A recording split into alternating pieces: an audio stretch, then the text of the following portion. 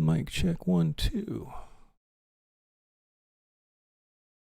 How we doing? Check, check. Make sure. Okay, we're live here.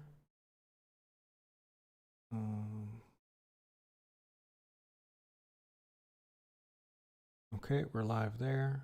Oh, I gotta change the edit stream info. This will be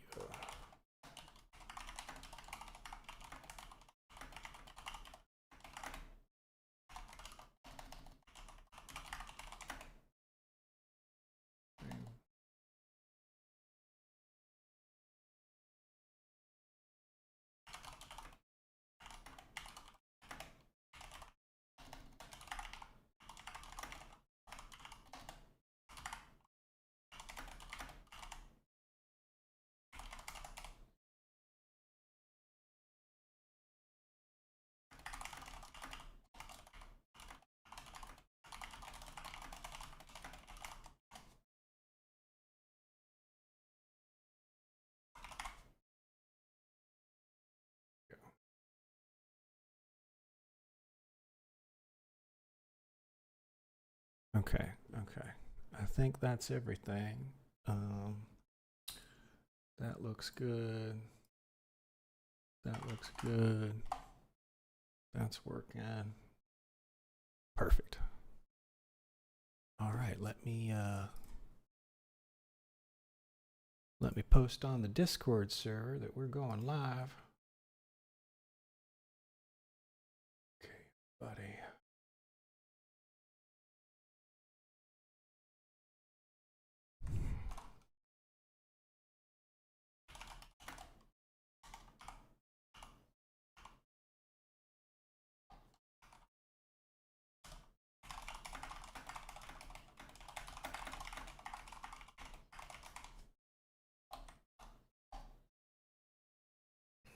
Okay.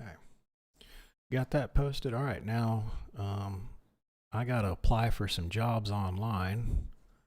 Gotta find me some remote work, and I gotta do some documentation on that so I can apply for unemployment because I got laid off like 2 months ago. And the job hunt's not going too good, y'all. So I'm gonna look into some other options for revenue. There's a couple of things that I can do remote where I could probably make some decent income. So I'm currently searching. I'll be researching that and applying for jobs basically. So join me. We've got some great videos here. This one's Apple's struggle to survive the IBM PC, and this is a great video sent over by Phoebus. Phoebus always sends us a bunch of great videos to check out. So I'm super interested to see how this went. Business, technology, history, mostly centered on Asia. Interesting. So here we go. I've never seen this channel before, but it's got almost 1 million subscribers, so you're doing something right. All right, here we go. In 1981, Apple Computer was the leader in the growing billion-dollar PC industry. That year, they had an install base of over 300,000 Apple Ones, good for 20% market share, and sales were growing 50 to 100% a year.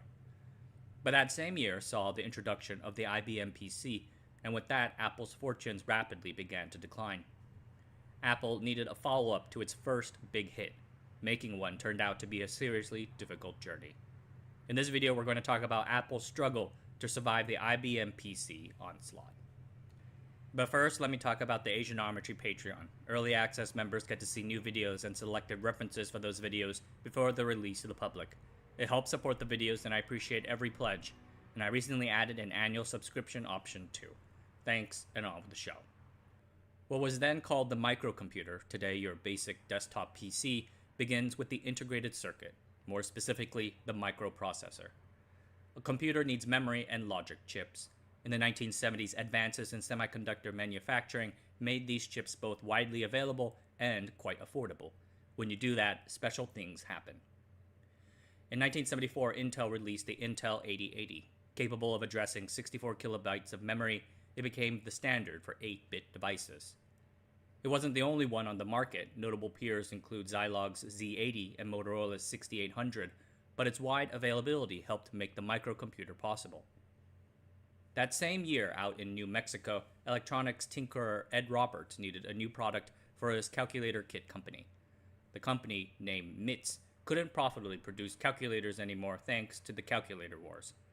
So Roberts puts together a cheap computer kit called the Altair 8800, negotiating a volume deal with Intel for the 8080 microprocessors to power it.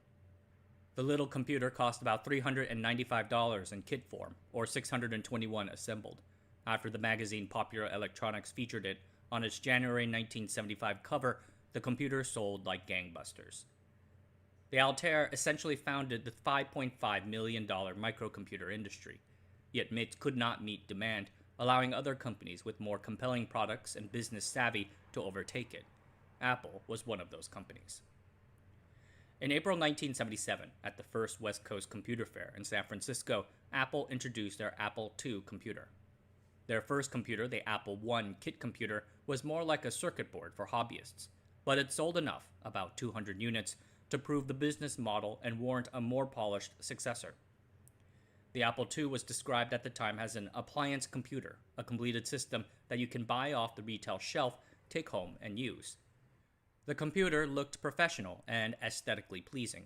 It came in a plastic case with a built-in keyboard, a color monitor, made possible by a nifty bit of engineering by co-founder Steve Wozniak, and a version of BASIC stored on its chip.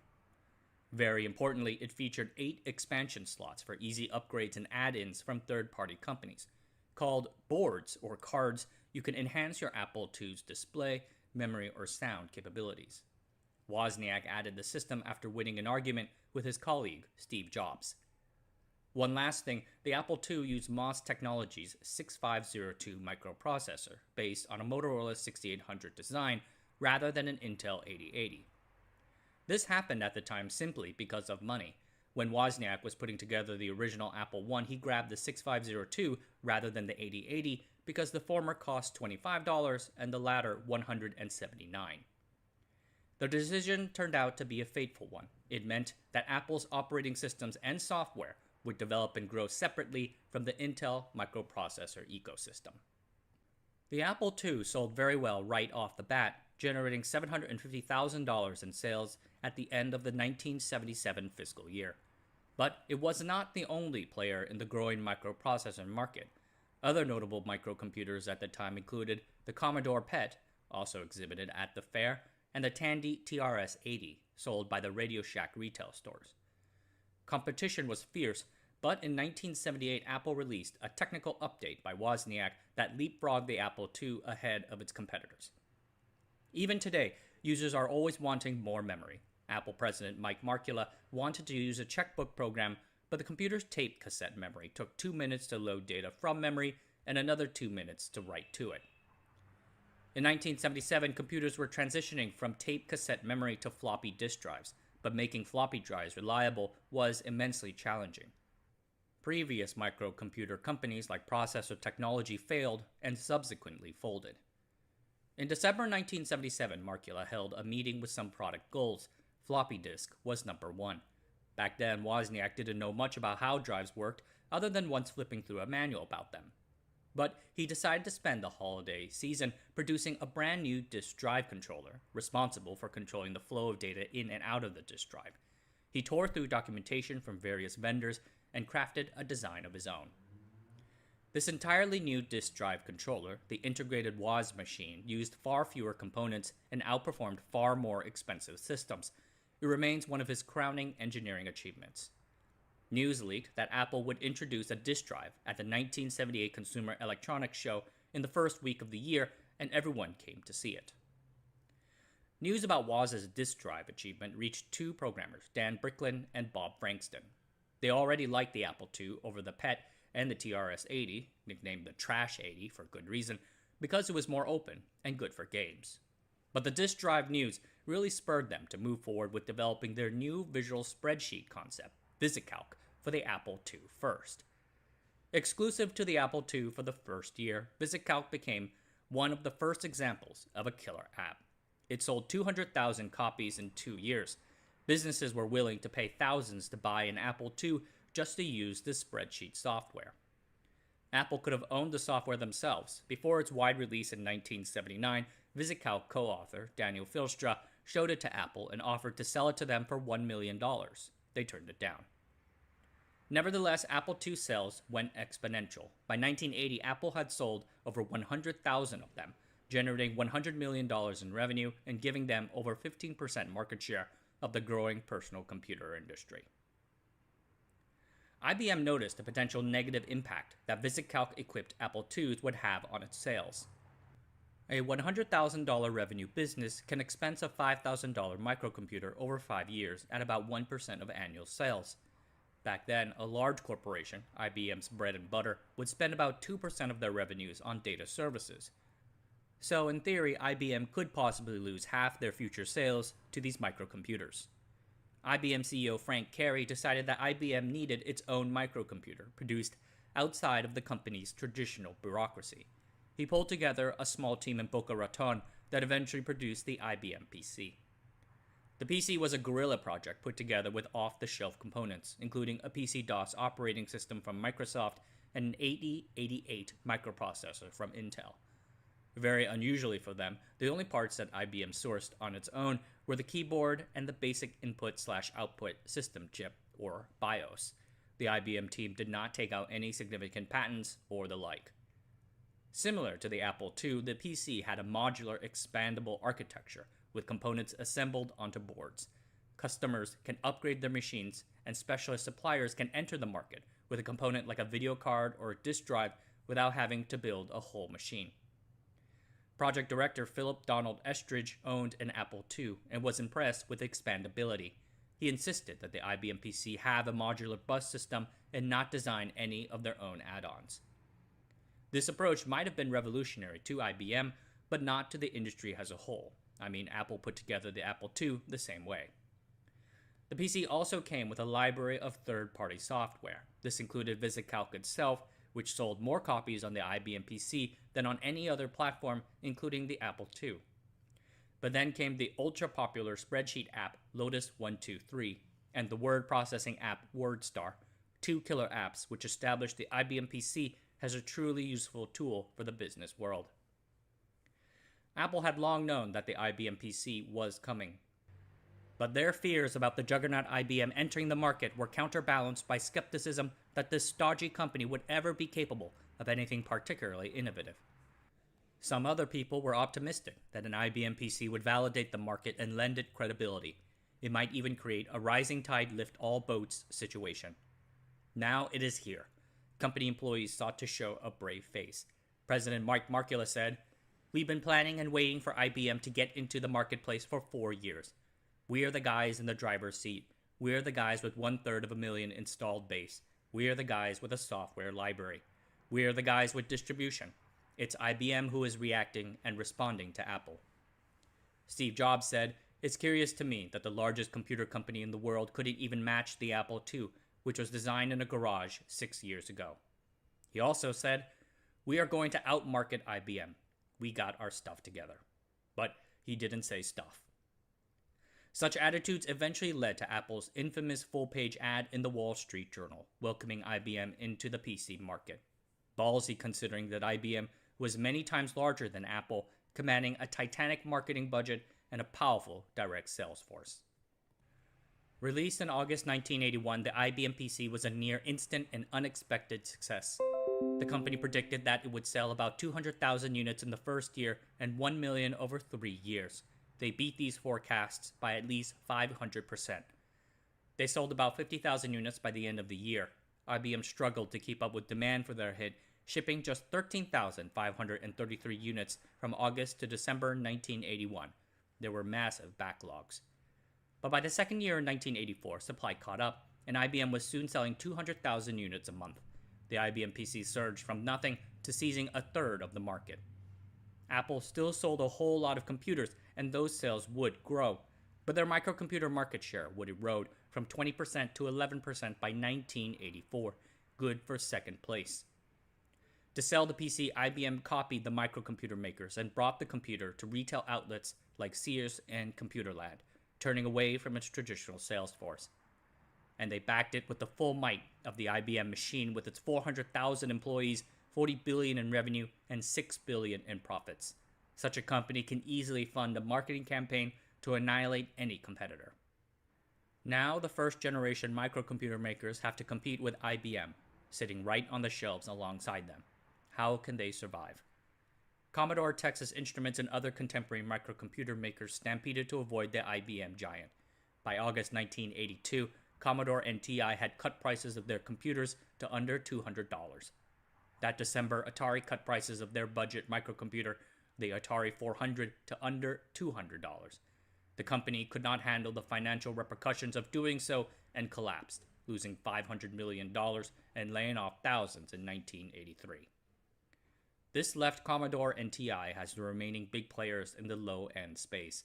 In January 1983, Commodore cut the price of its top-end Commodore 64 microcomputer all the way down from $600 to $200. TI could not handle the bleeding any longer. They announced a $100 million loss, its president resigned, and they exited the microcomputer business.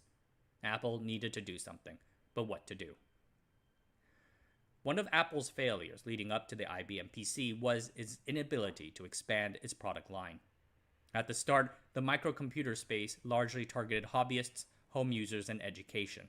The Apple I and II were built for those customers. But the Apple II accidentally and unexpectedly found its stride with small business users. Most Apple customers of this type were small offices run by professionals, doctors, lawyers, and consultants. Most of them used their Apple II for word processing, accounting, and data management services. Like a doctor would use their microcomputer to schedule and bill patients, as well as keep their accounting records. Unfortunately, this market would also be the IBM PC sweet spot, but Apple can build on its head start by hitting some other customer needs that had started to surface in the market. The first one would be professionals and businesses looking for a more powerful computer for more intensive tasks like graphics and design. The second would be the corporate market. These are high-end users who need to run sophisticated calculations for experiments or computer-aided design. These are the users Sun Microsystems would eventually serve with their workstations.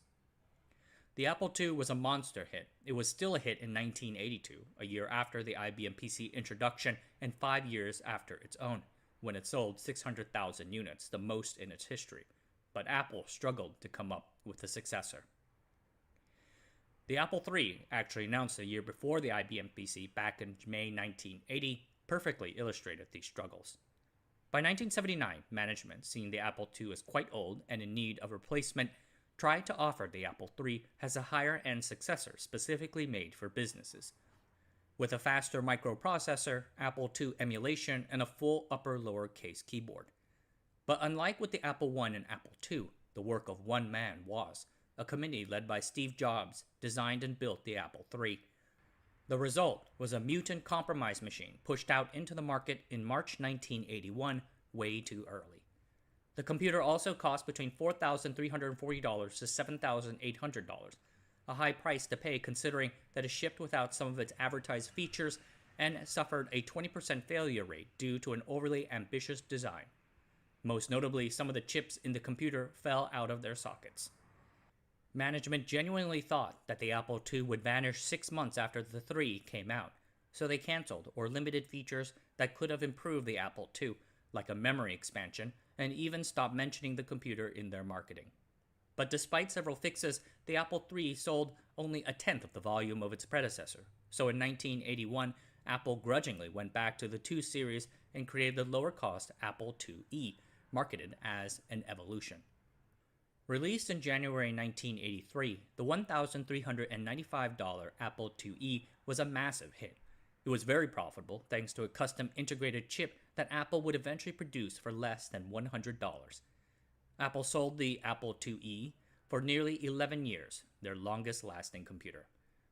There is a generation of Apple fans who grew up with this little computer. It kept Apple afloat as IBM surged ahead into the market share lead with 26% of the market and a massive 750,000 unit base. Apple eventually stopped offering the Apple III line after losing some $60 million on the whole venture. The mistake was to try to create a brand new computer to directly compete with the II. So naturally, they tried to do the same thing again with the Lisa. The Lisa began in 1978 as a set of specifications, a $2,000 computer for business users. That was far from how it ended up. It was inspired by the Xerox Alto, a beautiful computer used by the Xerox PARC Research Lab. The Alto also inspired the Sun 1 workstation. But Apple refused to simply copy the Alto. They worked a long time, 200-person years in development compared to the Apple II's 2 years, producing a unique user interface with a menu bar, pull-down menus, overlapping windows, and scroll bars. These were truly special, but that meant that when the Lisa finally hit the market in January 1983, it cost way too much, about $10,000 to $12,000, or over $27,000 in 2021. If you squint hard at Apple's product development at the time, you could have seen the contours of a comprehensive lineup targeting the market's emerging segments. The Apple III for the professionals and small businesses, and the Lisa for the corporate and government users.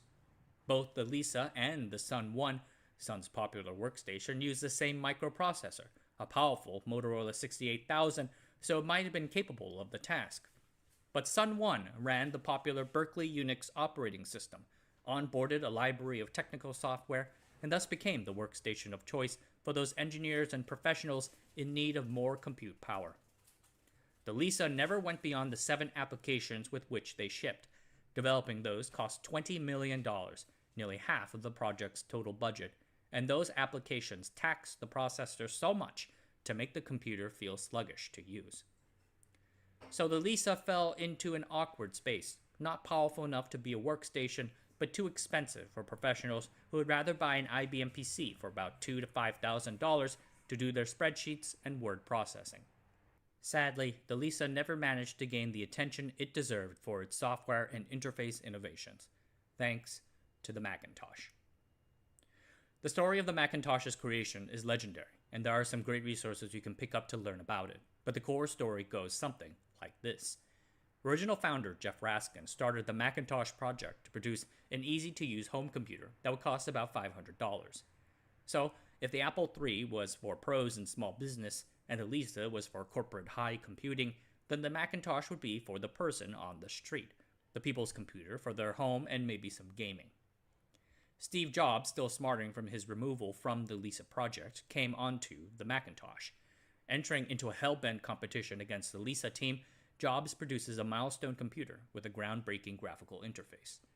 Reviewers at the time acknowledged the computer to represent the direction that desktop computers should go. Truly easy to use, an electronics appliance, and beautiful graphics. After the prominent failures of the Apple III and the Lisa, the company went all in on the Macintosh. Steve Jobs and new Apple CEO John Sculley were supremely confident in their product. Jobs predicted that Apple would sell 50,000 Macs in the first 100 days after launch, and then 500,000 by the end of 1984. Apple put everything it had into marketing the Macintosh. Most everyone knows the world-famous 1984 ad, but the company pulled out all the stops. The Macintosh got more coverage than any other computer before. And it was indeed a great product, but the first Macintosh unfortunately lacked functional basics, like enough memory to run big programs and a disk drive to store data. It was also expensive. Remember, the original spec was to price the computer at $500. The final price, with standard Apple markups and the expensive marketing campaign, was $2,495. And finally, the Macintosh did not have IBM PC compatibility. This meant losing access to a third-party library of 3,000 plus program titles, and that increasingly was becoming the most important thing. By day 101, Apple had sold over 70,000 Macintoshes. The numbers beat Jobs' public claims, allowing Apple to call the Macintosh a huge success, but many of those sales were at discounted prices to universities. Worse yet, sales tapered off to about 20,000 units a month after the advertising campaign ended. Internally, the company was expecting to sell 60 to 85,000 units a month. And unfortunately, Apple invested a lot of money on building up the supply for all those sales. This includes millions of dollars spent in 1983 on a highly automated plant in Fremont, California. The holiday season over Christmas 1984 was particularly bad, though it didn't seem that way at first. The company generated $700 million in revenue, 100% growth, and a company record. But at a stock analyst meeting in early 1985, Apple broke out sales by product, and just 200 million of that were Macintoshes, Apple's lauded computer of the future. The forgotten, frequently disrespected Apple II produced $500 million. Wozniak had long been frustrated by the company's lack of respect for the Apple II cash cow, which he created and ran. So when he heard this news, he became furious and confronted John Sculley about it. Unswayed by Scully's attempts to calm him, he left the company in April 1985 after a brief handover period. Afterwards, he told the press that Apple's direction has been horrendously wrong for 5 years. The Macintosh absorbed the Lisa division, growing from 100 people to over 1,000. By March 1985, Jobs was in a terrible mood over the Macintosh's lackluster sales, saying, "Why isn't it selling? Things just aren't going right, and I can't figure out why." In the quarter after the $700 million blockbuster holidays, Apple reported $435 million in sales and just $10 million in net income. Income might have gone up, but the company found itself awash in unsold inventory. Apple had to shut down 4 factories for a week. The company's financial issues were getting more serious. A deteriorating macroeconomic situation in 1985 would trigger an 8% decline in the microcomputer industry, its first big downturn. IBM PCs did better, shored up by their strength in the business market. Wall Street cut their Apple earnings estimates, and the stock plunged. The company was tearing itself apart at the exact wrong time. The Macintosh people feuded and fought the Apple II people. Jobs was involving himself in messes around the company, leaving Scully to go clean them up. Then in early April, Scully found out that the Macintosh division had not yet finalized the second generation Mac 8 months after its introduction, and that the company was running out of parts for the old Lisa computer, renamed to the Macintosh XL because Jobs never believed in the Lisa's design. The company wasn't pushing out any products in its fast-moving competitive field. The Macintosh team, exhausted from the initial development effort, was struggling to move forward. Scully finally decided that they could not survive with 2 power bases. In April, he went to the board and asked them to either remove Steve Jobs from an operational role or to accept Scully's resignation. The board backed Scully.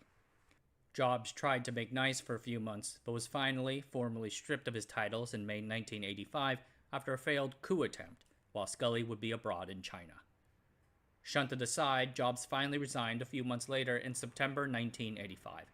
In an interview with the New York Times, Vice President and future board member Bill Campbell said, "We've been without Steve Jobs for the better part of 4 months. Since that time, we've been doing just fine." Now with full control, Scully and his COO Del Yocum reorganized the company, merging the different product divisions to make functional teams. This eliminated the previous situation, where the respective marketing teams in the Macintosh and Lisa divisions targeted the same customer. Many people had to leave. 1,200 were laid off, and the company turned its first quarterly loss in history, thanks to the organization costs. A great many of those who were not laid off went to Steve Jobs' new startup Next. Apple was unhappy about that and threatened a lawsuit over it for a while before deciding the bad publicity wasn't worth it. And what to do about the Macintosh? In June 1985, Bill Gates and Microsoft suggested in a secret memo licensing out the operating system to computer makers like AT&T and Hewlett-Packard. Apple ultimately turned this down after a fierce internal debate, but it would have been interesting to see how a licensed Macintosh OS would have performed in the market, coming a few months ahead of Windows. Getting Macintosh sales back on track depended on the company finding a new killer app for it.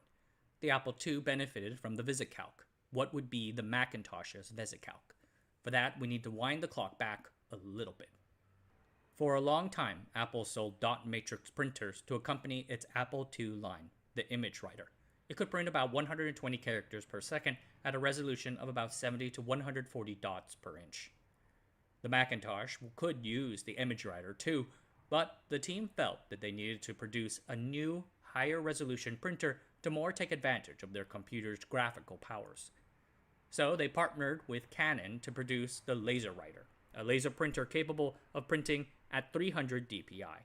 This was the threshold at which people cannot easily discern individual pixels, same as for the Retina screen. To allow users to consistently save and edit graphics files, Steve Jobs reached out to a small startup called Adobe. Adobe had a graphics programming language called PostScript that consistently described the appearance of a printed page regardless of the device. Apple integrated the language into the Macintosh. The LaserWriter printer cost nearly $7,000, so it was hard to imagine companies buying more than a few of them. So Apple created a product called Macintosh Office, a file server and networking product that allowed several users to share a single LaserWriter printer. Apple announced the Macintosh Office product in January 1985, a year after the Macintosh's introduction, with a terrible commercial called Lemmings. The ad, which Scully hated but ad agency Chat Day loved, aired at the Super Bowl. It showed a bunch of suited businessmen walking towards a cliff and jumping over. Unlike the famous and iconic 1984 ad, Lemmings struck the exactly wrong tone. Businesses hated the implication that they were like lemmings, which don't normally do this herding and cliff jumping behavior anyway. And as a result, Apple would not do another Super Bowl ad for over a decade. The LaserWriter got caught up in this bad start, as well as the Macintosh's own declining sales numbers. Sales began in February 1985 with about 2,000 sold, and then slowly declined to about 400 units per month. Sales were so low because there were not any applications capable of taking advantage of the Macintosh's advanced graphics or the LaserWriter's high-resolution printing.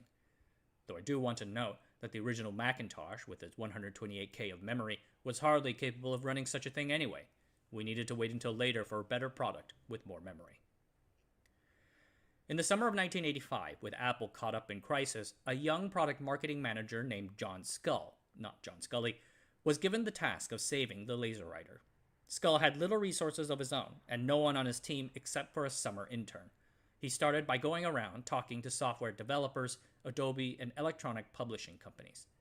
It was through these conversations that he started hearing about page layout, the design work for producing materials for publishing, things like newsletters and flyers. Back then, doing this would have required scissors and glue and maybe even some photography. Now you can do it all in the computer. Scull got to experience it firsthand, watching Apple's in-house design team produce marketing materials for the Macintosh Office. Scull thought this had high potential. After a few focus groups confirmed this use case, he started a project to develop and market it. Wanting to hit the autumn selling season, he wanted to get the whole thing done in a few months.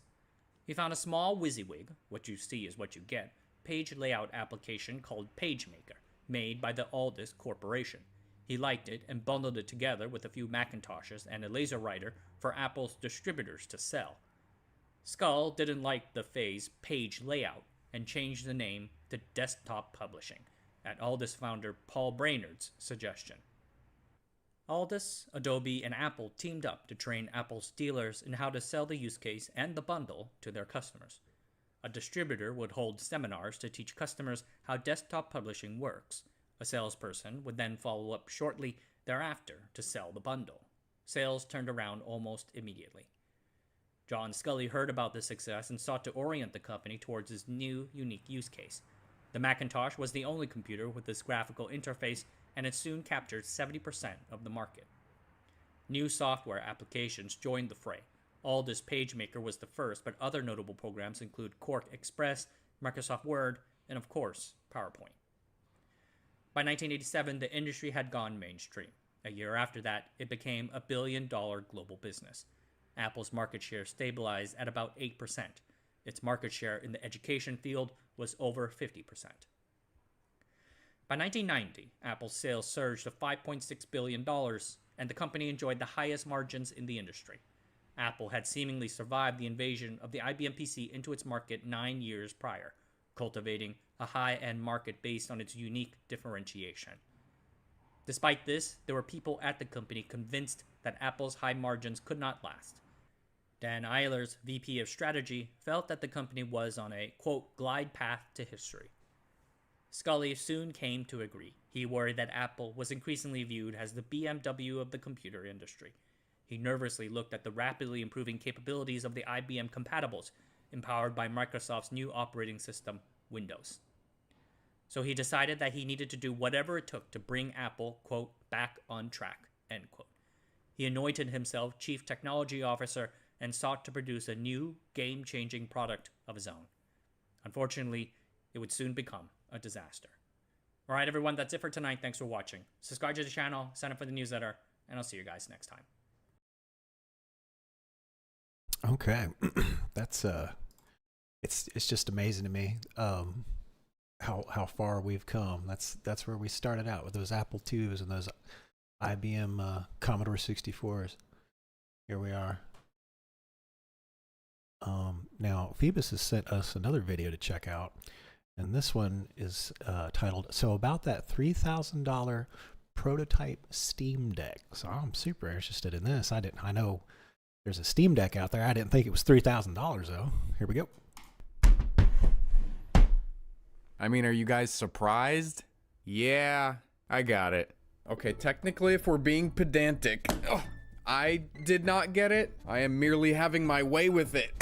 And then passing it along to the person that bought it, which I will reveal later, but for now... He did the There Zelda she thing. is. Boy, this is a weird one. Okay, so I blew most of my high production quality Valve video load on the Steambox video. So this video is going to just dive right into it, I guess. At some point, I want to see if we can possibly figure out when in the Steam Deck's development this thing would have been born. And yes, it was definitely born, because in my opinion, this is a portable only a mother could love. Okay, maybe that's a bit harsh. I don't know. It's fine. It's just like, look at this. Why is it so round? It looks organic. They ripped these buttons straight out of a Pontiac Sunfire. This vent is not fully vented. Is that an SD card slot? I think that's an SD card slot. It's just a little goofy. Like, it's not... How do you describe this damn thing? Oh, look at that. Not for resale. Tell that to eBay. I think the only reason that it seems a little silly to me are the odd blue accents on some things and the circular track pads. I think other than that, it's just like familiarity bias, I guess, to the regular Steam Deck. Actually, let's grab one of those. Here's your bog standard Steam Deck LCD. This is a launch model. I would know because it was mine. So generally, they are the exact same thing. The button layout is identical. Thank God they upgraded to full-size sticks. These Valve Index ones, they would not cut it. The D-pad might actually be literally the same D-pad. Okay, not quite. The Steam Deck retail one is slightly smaller. The touchpads are very different. They're more like the ones off of the Vive controllers. I don't have one on me, so I don't really know for sure. It's not exactly the same. And they're not the one off the Steam controller. These are smaller, but the Steam button is completely bespoke. So is this one. Oh, this also says Steam. On this one, it's just ... It just has like a different vibe to it. This Steam Deck was for people that are like, yeah, God, I love fingerprints. We are missing a joystick cap. This little orange thing is the touch sensor. The buttons are very different from each other. The prototypes are slightly more tactile. They have slightly less like wiggle room. They're a little bit harder to actuate, just barely. They're flatter on top. These are rounder, but I mean, I don't know. They're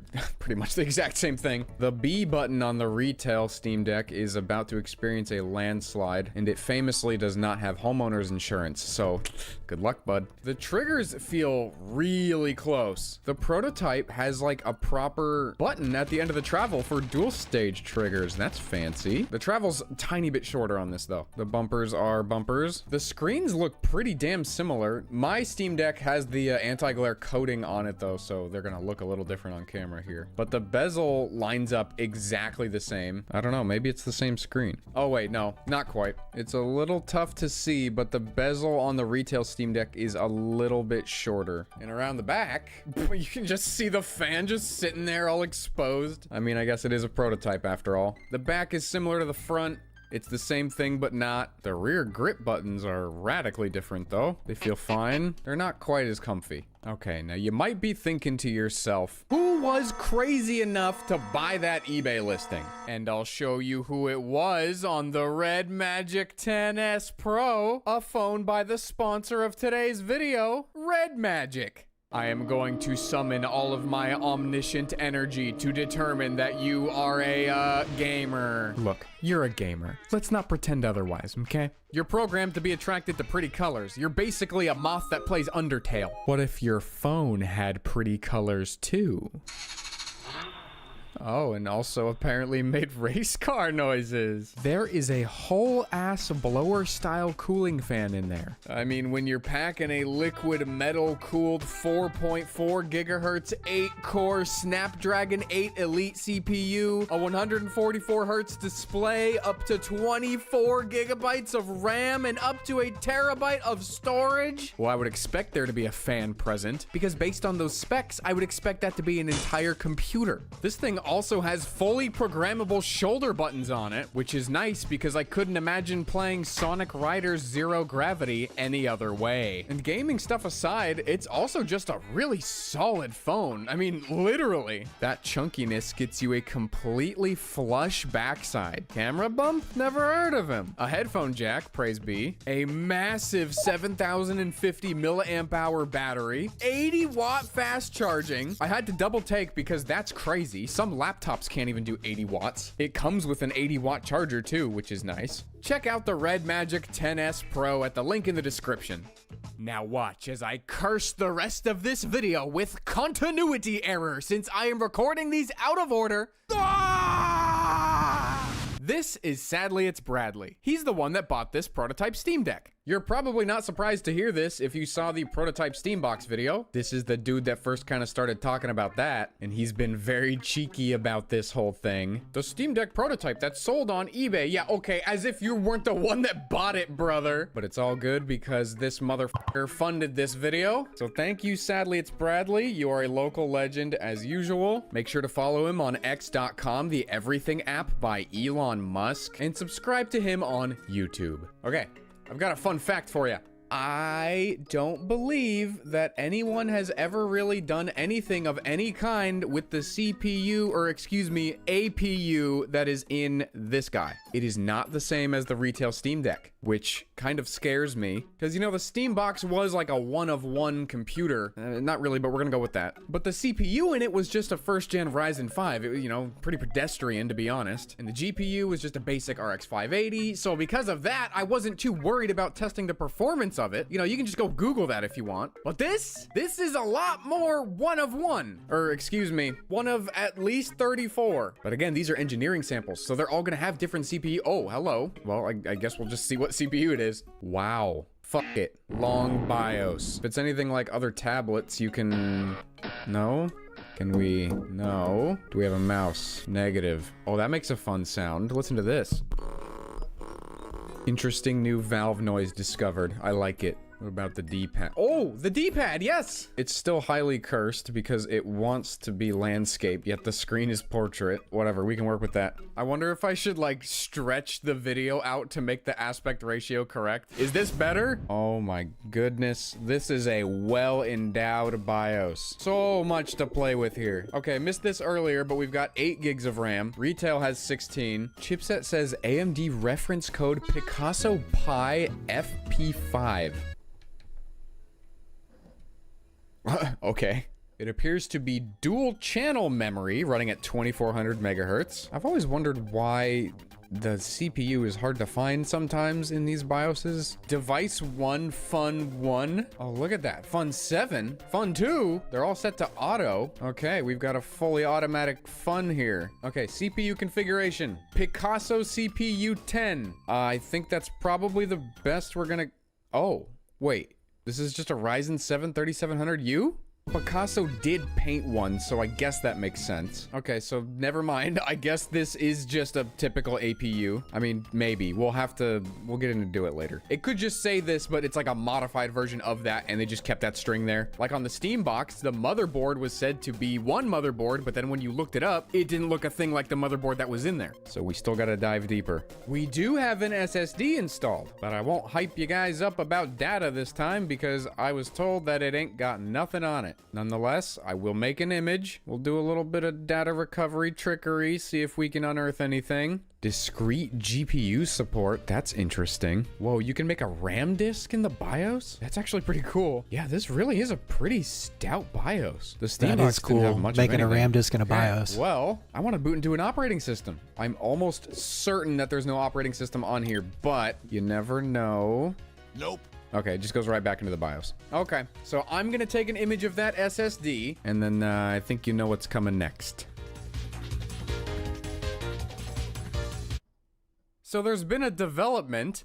Yeah, this SSD, this is not empty. I have blocked out parts of the screen that I am not comfortable showing to the public. We're going full black box here after that Jeff Geerling video. I'm not risking it. There's one account on here that's kind of interesting, and you guys may at some point know what that is, but then there's also this account, which I can show. It's just called 34. Valve hardware number 34, I imagine, because, you know, 34. I cannot log into either of these accounts, which really, really deeply upsets me because this operating system that we're in right now, I could be wrong about this, but I think this is the first time this has ever been seen outside of Valve. Why do I keep showing off unseen Valve things? Why is this my job now? This is a copy of SteamOS from before the Steam Deck launched. It's not the super old ancient SteamOS. No, not that one. This is still the Arch-based SteamOS that we have today, but a very young, very strange version of it. According to this, the Steam client build date is September 2020. That's like a year and some change before the Steam Deck launched. And if you want even more proof, there you go. Arch Linux, SteamOS version. It's so odd. It's just like a cursed combination of modern SteamOS, but also like the old big picture SteamOS. Pour one out for old big picture. But this interface to me kind of makes a little more sense with the design here. Modern SteamOS and the design of this thing physically, I think, kind of clash. But this kind of interface, the way this looks, the colors and all that, I think like the little blue accents and whatever, I think it kind of works a little better, you know? So I'm not as judgmental about it anymore, I would say. But I am glad they changed it. Sadly for us, there was no desktop mode yet. You go to exit and you get restart system or turn off system. And for all the nerds in the audience, this thing's packages do show that it has KDE Plasma installed, but when I go to start Plasma, it just starts this interface. Could a different desktop environment be installed? I don't know, maybe. I'm not that much of a nerd. You're the nerd, remember? Am I gonna try so we can dig around in these system files?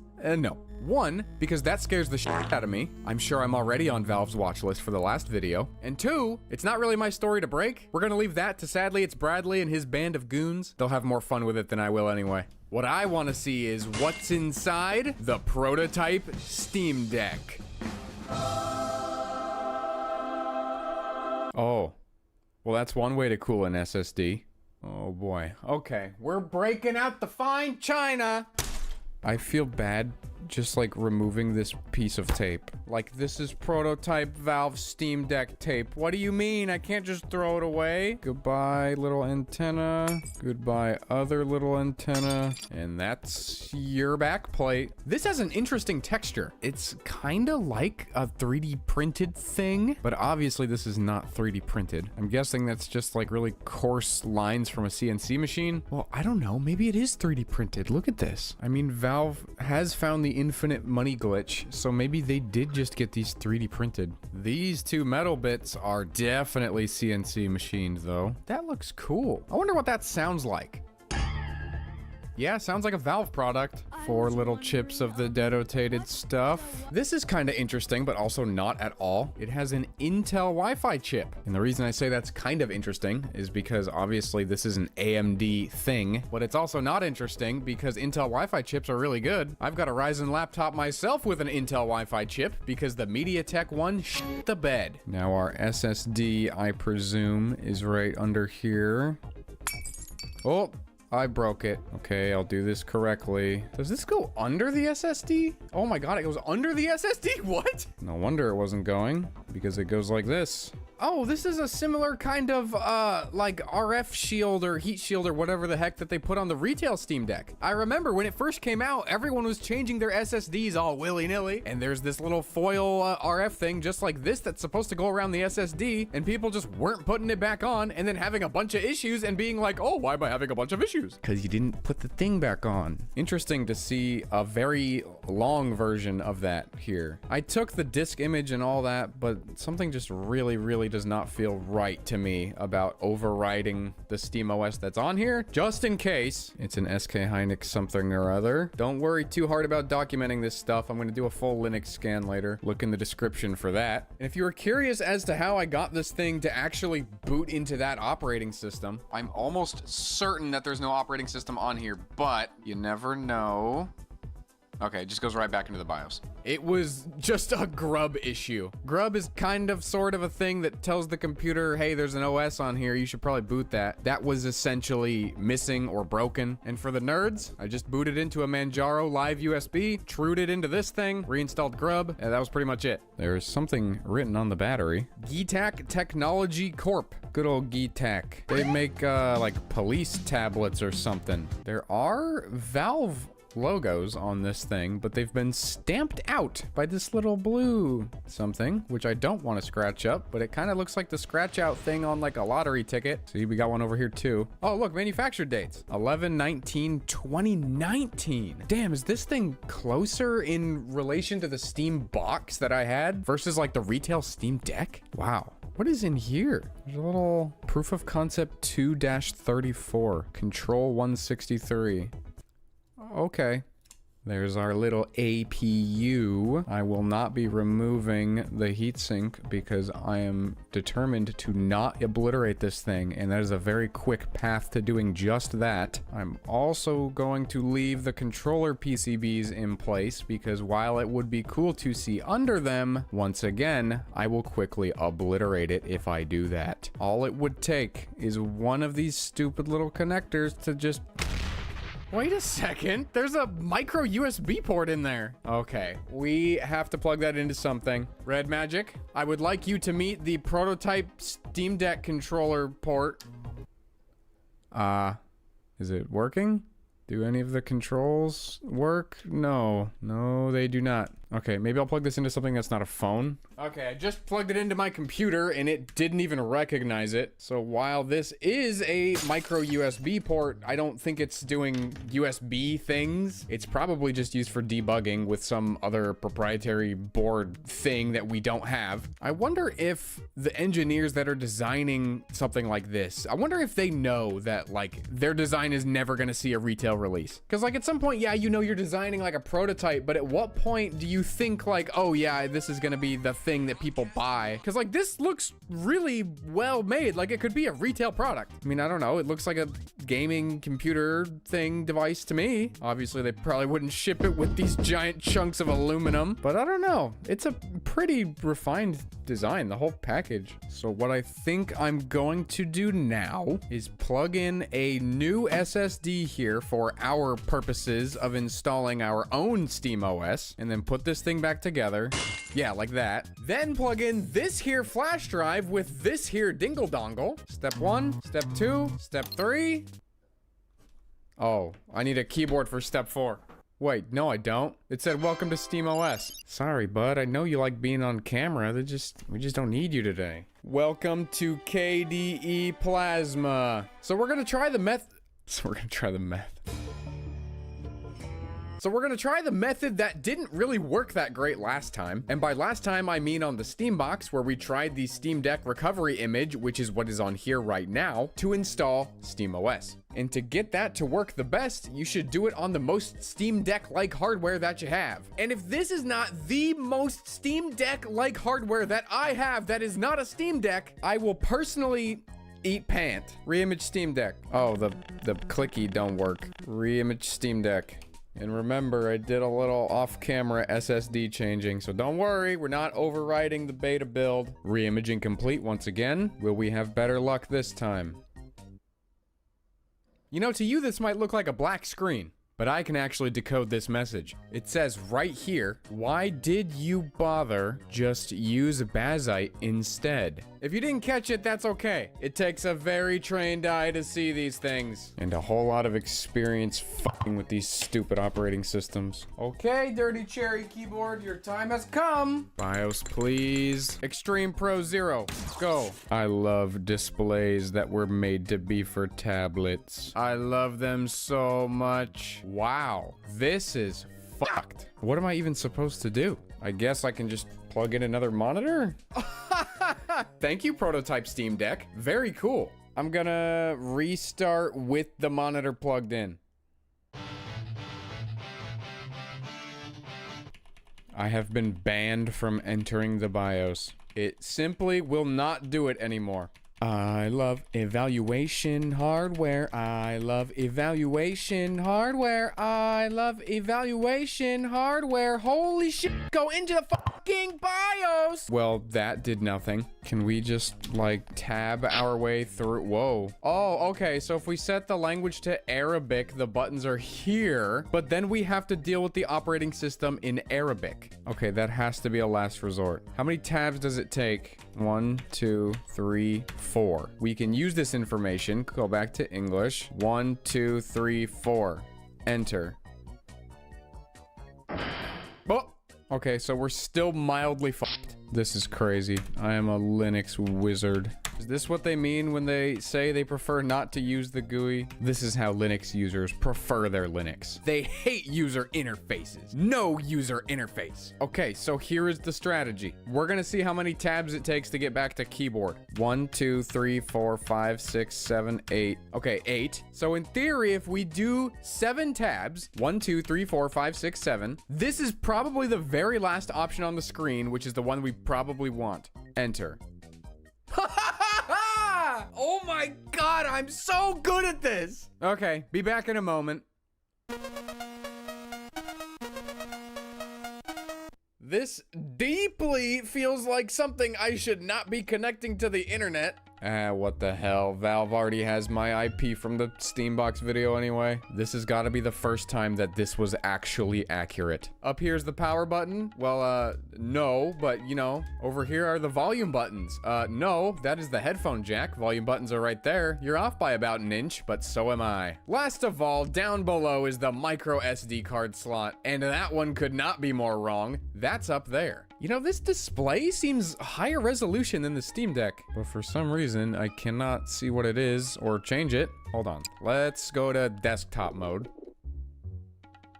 I love tablet-oriented LCD screen. Why is the UI scale so goddamn high? I am having the worst time of my life right now. Okay, so we're 720 by 1280. That's interesting because that's almost the Steam Deck screen resolution. The Steam Deck is 16 by 10, but this panel appears to be 16 by 9. Or actually 9 by 16 because it's a fucking portrait mode display. You go like that now. Nope.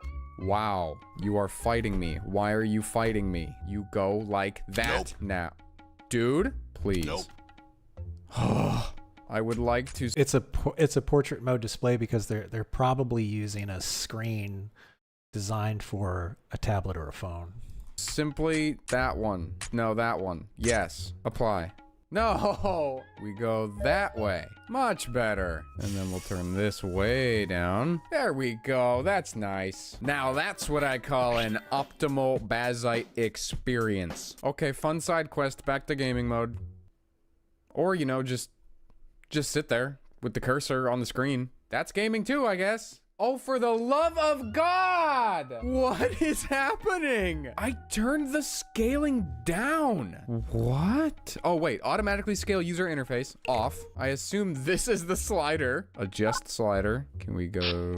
Oh, there we go. Okay. This is actually nice because it was like this. And that's pretty small. So I think we're gonna go like that. That seems about correct to the Steam Deck. Okay. Give me some Cyberpunk. Good luck with that one. Lego Star Wars, the new one. It's not as good, but you know. Sure, CS2. Fuck it, why not? Doom Eternal. I think those should do nicely. And while we're downloading those, what the heck really is in this thing? Device, Picasso. That's the graphics card. Intel wireless. I put that in there. Multifunction composite gadget.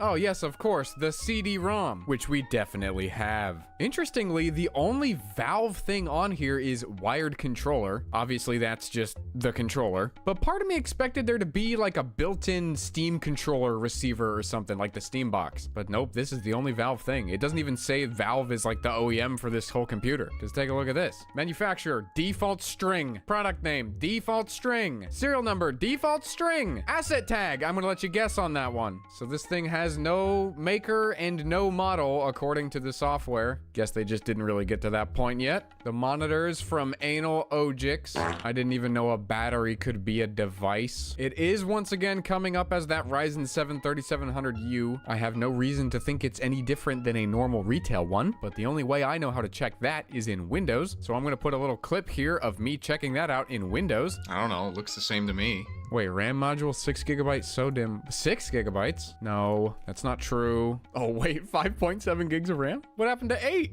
I believe we are sharing some of our 8 gigabytes of RAM with our AMD Radeon Vega 10 graphics here.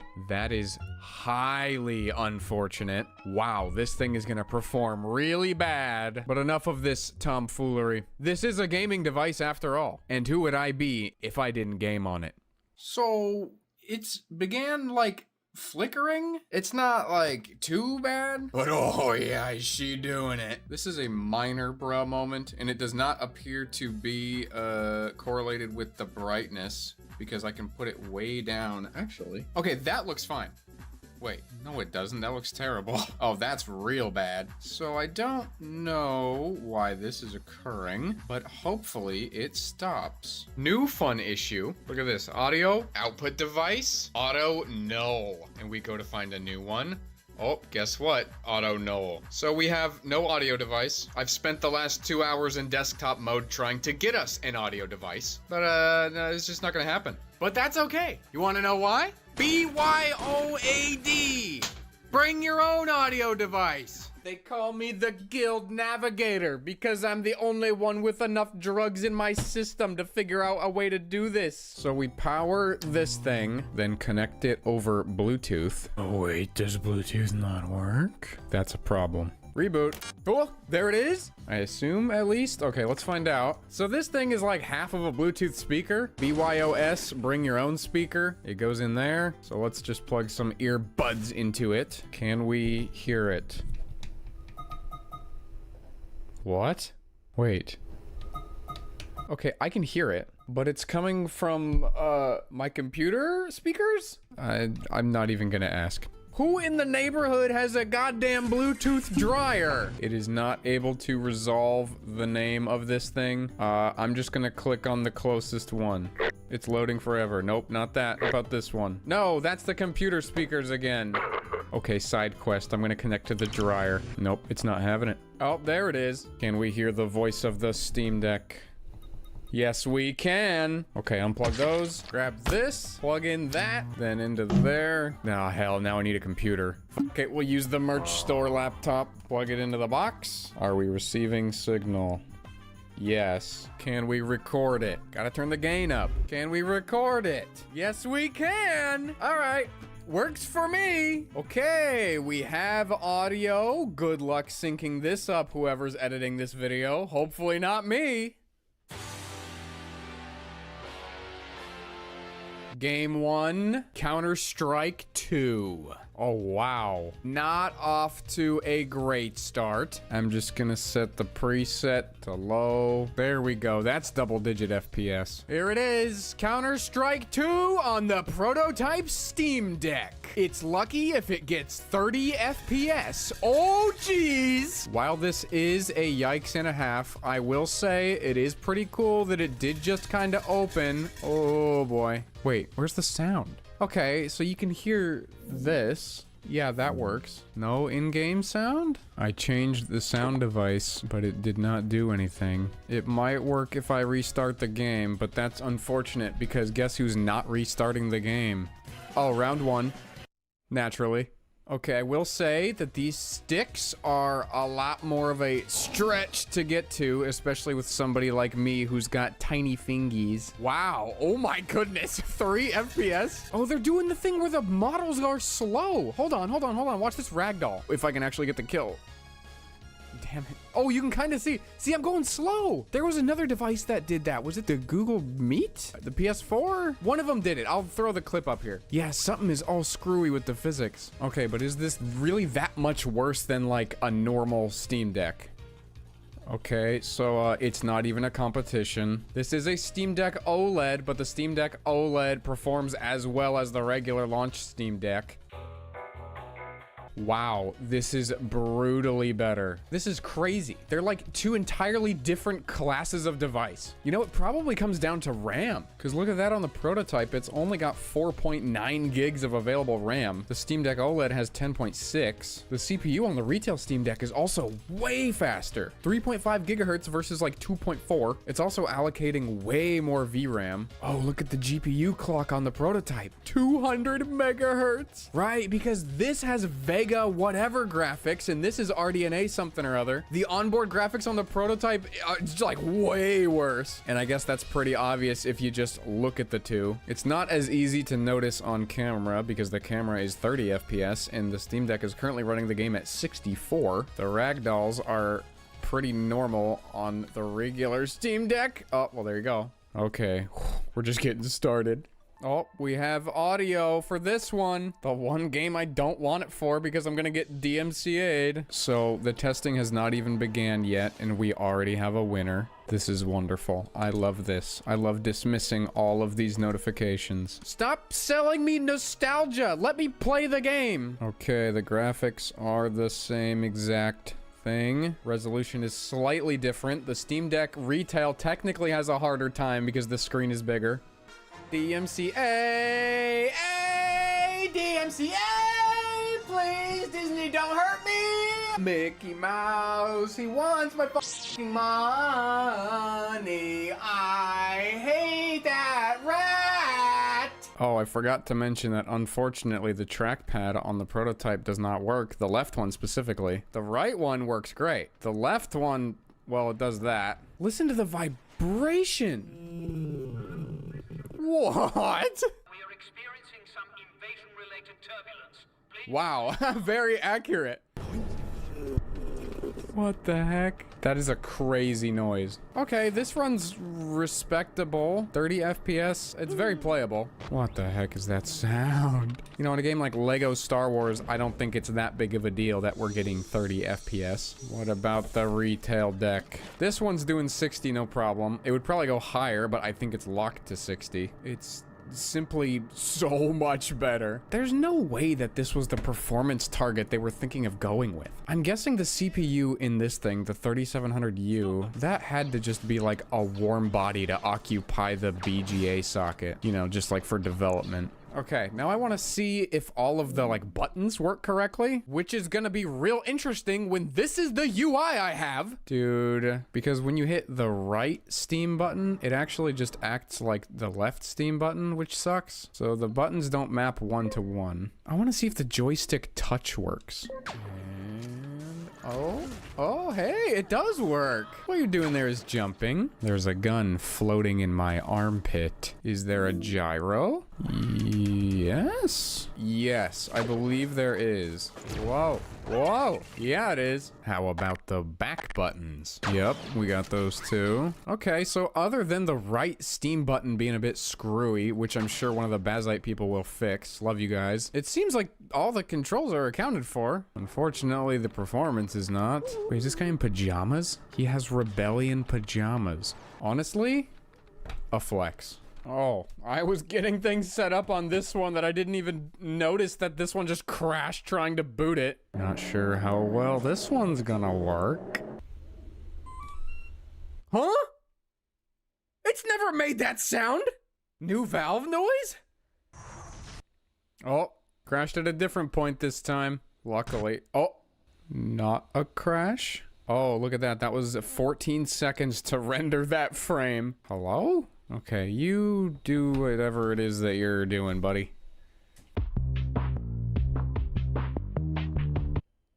So, been doing this for about 10 minutes. I don't think there is anybody home, but that's okay because I mentioned earlier that I have a solution, and that solution is called simply playing a different game. It's not a good solution considering that game is fucking cyberpunk, but I'm sure you can handle it, right? What the hell? Man. Return to putting in cartridge and flipping a switch to play game. This makes my soul hurt. It appears we have lost the ability to go back to the menu. Yeah, okay, sure, dude, sure. Control 1.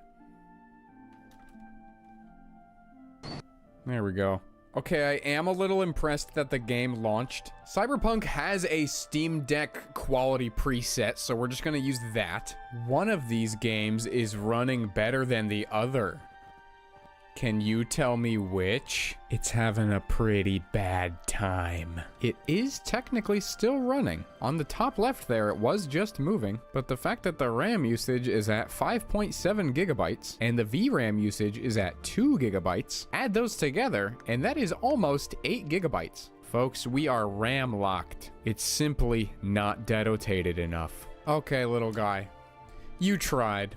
Oh, no way. 42.7 second frame time. That is a new record on this channel. I almost want to leave it and see if we can get to like a whole minute. 0 FPS, and that's accurate. The audio waveform looks like it's doing funky stuff. I don't actually know what it sounds like. 45,400, that's a little better. I want to see if I can torture it into being 1 minute. You love processing inputs. You love it. You want to process all of these and take as much time as you need. 27 seconds? No, what? How did this happen? We're smarter than this. Oh, look at that. It's the consequences of our actions. I think it's slowly registering all of the button inputs. Oh, 1 FPS. That's an improvement. Okay. It might be time to go to bed forever.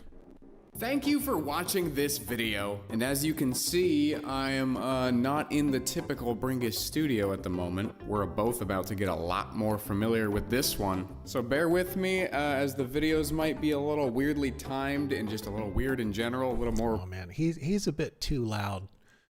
I can see the appeal because there's people that like that kind of stuff. He's just a bit too loud on his exclamations. However, he did do a very, very thorough review, so I was impressed by that. But and personally, I'd like him to tone it down about 3 notches on the dial there. This is for I don't even know what this is. So I know what DEF CON is, but inside the FBI's secret encrypted phone company Anom. Crazy. In 2018, a secure communications app called Anom started to gain popularity among organized criminals. Soon the top tier drug traffickers using all over the world because they thought their messages were secure. Smugglers and hitmen coordinated high-stake crimes across the platform, but Anom had a secret. It was secretly run by the FBI. That's awesome. Holy shit, he immediately starts telling the story. I love that. Okay, there we go. So we'll check this out. Let's see here. We've got a little bit more work ahead of me. I've applied to 3 jobs. I'm writing the cover letter for the 4th one, and then I'll apply to 5 jobs today total, at least. I'll look around and see if there's anything else after the 5th job. Just got back because I just spilled my drink all over the computer desk. And, it was a mess. All right, here goes nothing. Good afternoon, everybody. Our next speaker is Joseph Cox, and it's inside the FBI's secret encryption phone company, Anom. Give him a nice, warm DEF CON welcome. Have a good luck. Thank you so much.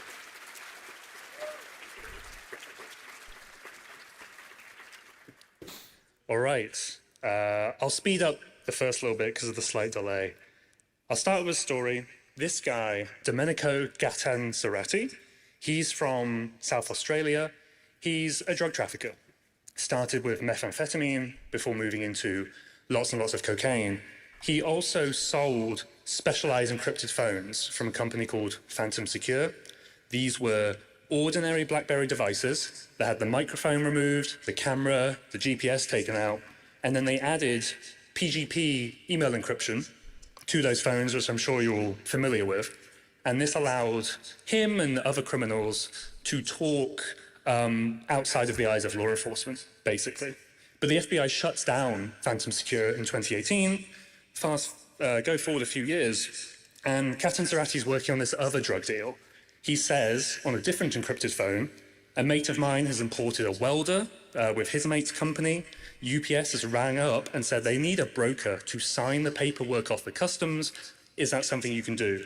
In other words, he's asking somebody, hey, we have these items at customs. We need somebody on the inside to sign them in. And this is very common when it comes to drug trafficking. There's a little bit of confusion about whether they're importing weapons, cocaine, or whatever it is. And he jokes across this app, you kill me, pieces, bricks, keys, rack, robo, coca. Okay, let's make millions. Here's the real fucking deal. And that's actually what the welder looks like. You take the panel off, there's a safe inside there, and then there's something inside that safe. But there's something wrong. Somebody goes to pick up this welding machine, and the officials at the port or the warehouse, they keep saying, they're not here for some reason, like there must be a mistake. Until eventually, a few days later, when he returns, they tell them, oh, your welding machine has been seized by the Australian Border Force. That's obviously not ideal for Catanzarati. And then another message that somebody sends across an encrypted phone, Pigs grabbed him. I don't really need to translate that. It means the police got him, obviously. And then this is what's inside the safes, inside the welding machine, a shitload of cocaine.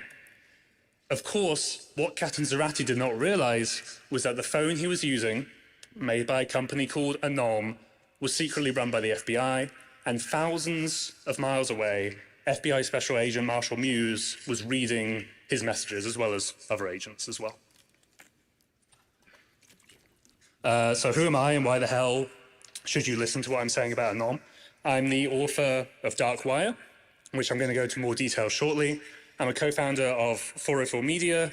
We used to work at Motherboard, the technology section of Vice, before we quit corporate media to make our own 4-person team investigative tech outlet. Thank you.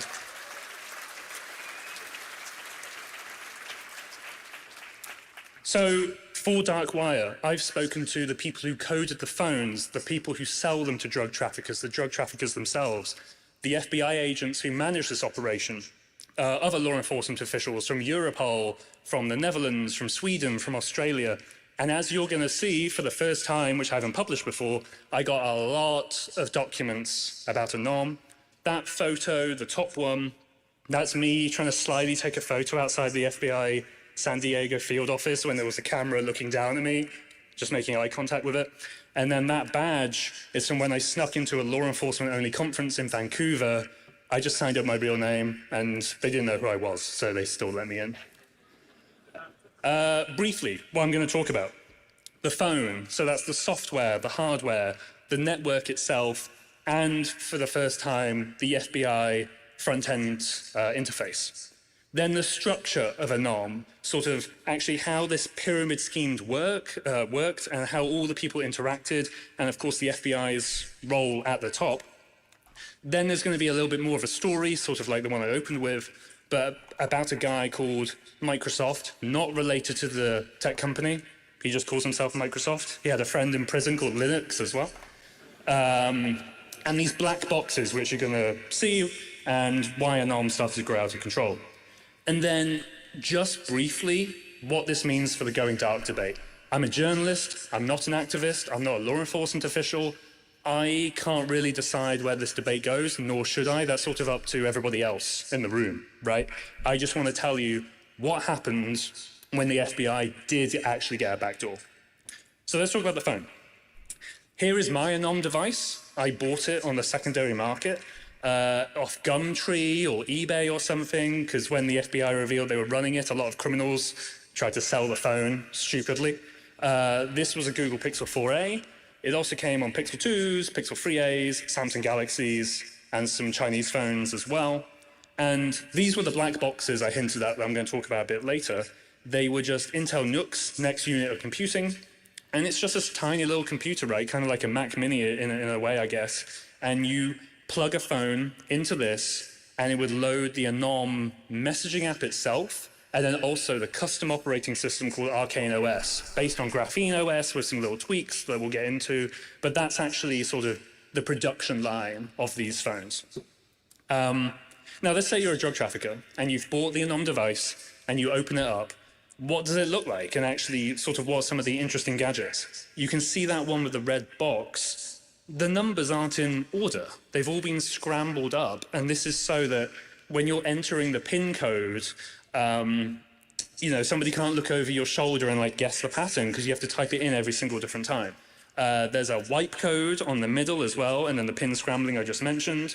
There's a decoy pin, so if you type in one pin rather than the other, it will reveal sort of a second half of the operating system that has a Netflix app in there, a Tinder app, I think there's even a Candy Crush as well, and none of those apps work. The point is that you're crossing a border or you're being arrested by the cops, you quickly type in the second pin, give them the phone, oh look, there's nothing on there, this guy was just playing Candy Crush, he's not an international drug trafficker. Then you have the Anom app itself, which was hidden behind a calculator. You would type in something like 2 times 2, press equals, the calculator fades away, and the Anom app reveals itself. Drug traffickers love their gadgets and their gizmos. They love all of these like bells and whistles, even though I think most people in this room will probably agree, a lot of this is security theater. These aren't real security precautions, but if you're a drug trafficker and you see this, you're like, damn, okay, I will give you $1,000 for a 6-month subscription, or even $2,000 sometimes. These phones are expensive. So this is what the user profiles inside Anom actually look like. You make an account through a reseller. You can then choose your profile photo. You've got Edward Snowden there, El Chapo's son, Thanos, Che Guevara. You can see them all. And beyond the profile photos, what I heard from the FBI was that dozens upon dozens of criminals use the username James Bond, just because that's how they see themselves. That's the interface, the actual chat app itself. This is long away from just the PGP encrypted emails I mentioned. They were sluggish, they were slow. Criminals now have, WhatsApp, iMessage, but for criminals. It's slick, it's modern, it works. The MDM. So Anom worked with mobile device management, started with Mobile Iron before moving to FieldX. And this is important not just for the FBI itself and the monitoring, but the managing of the Anom company, because it gave the capability to have what they called Arcane Manager. I mentioned that Arcane OS is the operating system. Anybody in a management position in Anom, which was the informants called AFGU, I'll explain later, and the FBI as well, they could look at this panel and see, oh look, there are more than 9,000 Anom devices online. They could flick through and then see the IMSIs or the IMEIs, all of this other sort of information. This is not the surveillance part of Anom. This is more the tech company part, and I know that might be a little bit confusing. I think it'll be clearer the more we go on. And then just more, your normal analytics, all of that sort of thing. So, as for the network infrastructure of how this backdoor and surveillance apparatus actually worked, you start with the XMPP server. At the end of the day, Anom is just jabbing, basically. It's, people talking over XMPP with some encryption added. You then have a proxy server, which crucially hides the third-party country server, which is this country that collected all of the messages for the FBI, then a transfer server, then ingestion, then the FBI's front end. The DOJ is never going to admit this, it's never going to acknowledge it, but I found that the third country is Lithuania. That was the country that got the court order to do this worldwide interception. Obviously, the front end is in the US, and I'm pretty sure the proxy server, or one of them, is in the UK, based on leaks I got from inside Anom. So not only is it worldwide surveillance capability, the infrastructure of this is spread globally as well, despite it all coming back to the FBI in San Diego. You have the classic Alice and Bob sort of chat example, right? And this is introducing how the backdoor actually worked. You have Alice sending their message that goes through AWS, goes to the Jabber server, then back through to Bob. The S3 bucket at the bottom, I think that was for attachments, for videos, for photos, that sort of thing.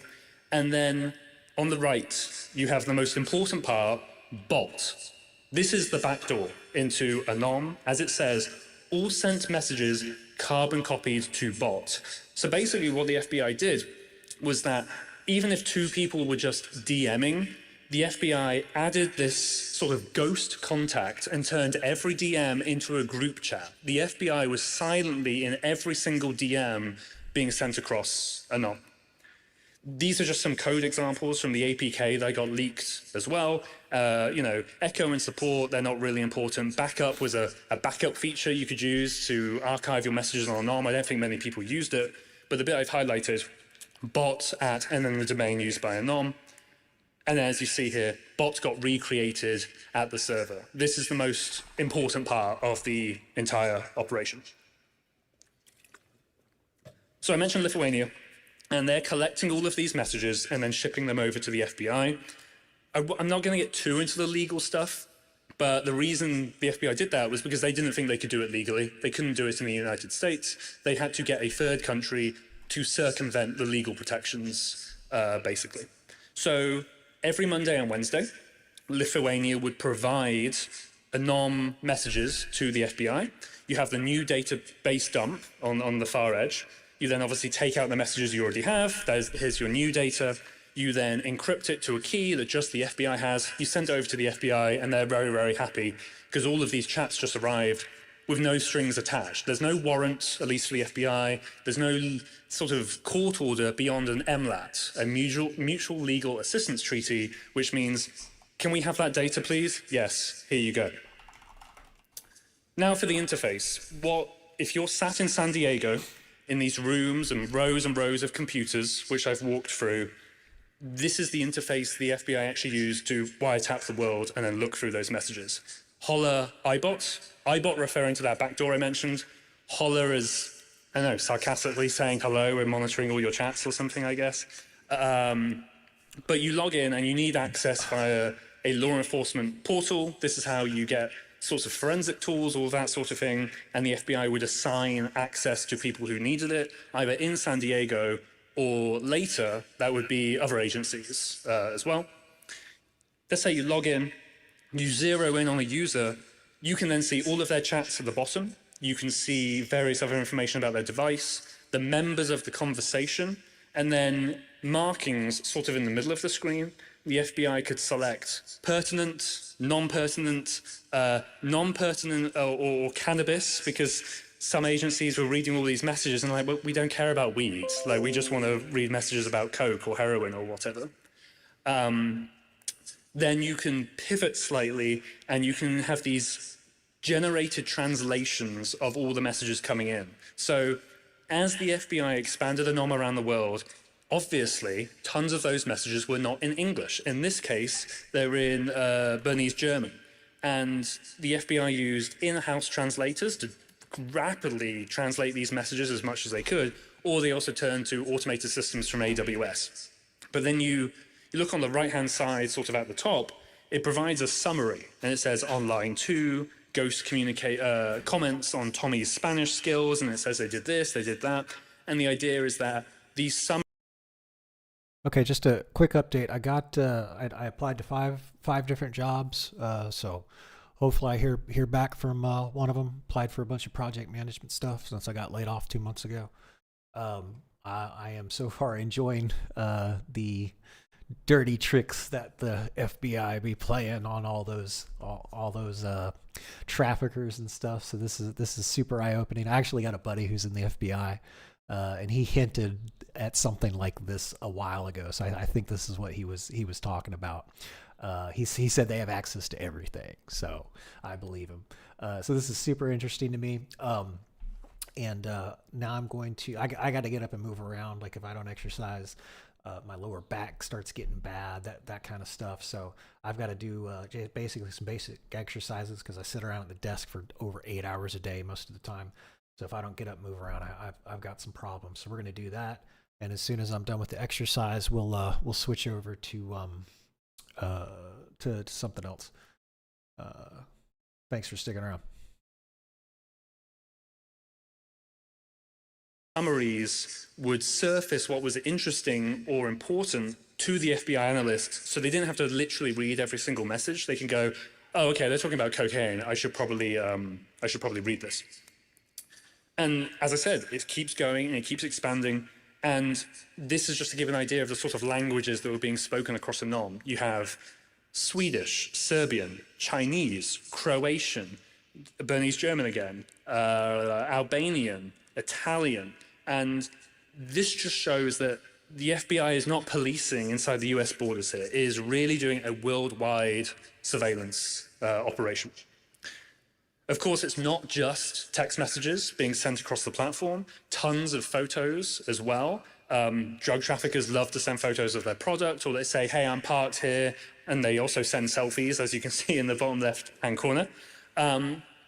What a NOM also had, it would introduce features that were attractive to the drug traffickers, but they always had a secondary feature for the FBI. So one example of the images would be the users could redact any part of the image they wanted. You know, I can blur out somebody's face. I could blur out maybe some bank details or something. The FBI got a raw copy of all of those as well. Similar with the voice memos. So later on, there was like a walkie-talkie sort of thing, or like when you send like a voice note on Signal, that sort of thing. And there was a modulation feature where you could select, please make my voice very high-pitched or very low-pitched, with the idea being, well, if the cops get it, they're not going to tell who it is because I sound like this or whatever. The FBI could reverse engineer it and get a copy of the original audio as well. Most crucially of all, I think, I mentioned Arcane OS, which beyond the Anon messaging app with the backdoor, the entire OS itself was backdoored. So while Anon allegedly turned off all GPS functionality in the devices, and that's what the users were told, you went into the settings and it's like, oh, I can't even select GPS, it must have gone. The FBI was collecting the GPS location attached to most messages. So whenever somebody sent a message, it could pinpoint their exact location as well. And I think everybody would understand that it's not always necessarily the content that's important, there's also the metadata, right? So by mapping out all of these messages, the FBI was able to figure out, of course, who is speaking to who and then in what context. So in the middle, red is just a device that the analyst may be looking at. Blue are other people that they're talking to. And then green is a group chat. And I mean, it got to the point where you'd have members of the Comachero bikers gang, and they were having group chats about, we need to go kill this guy. We need to go beat this guy up.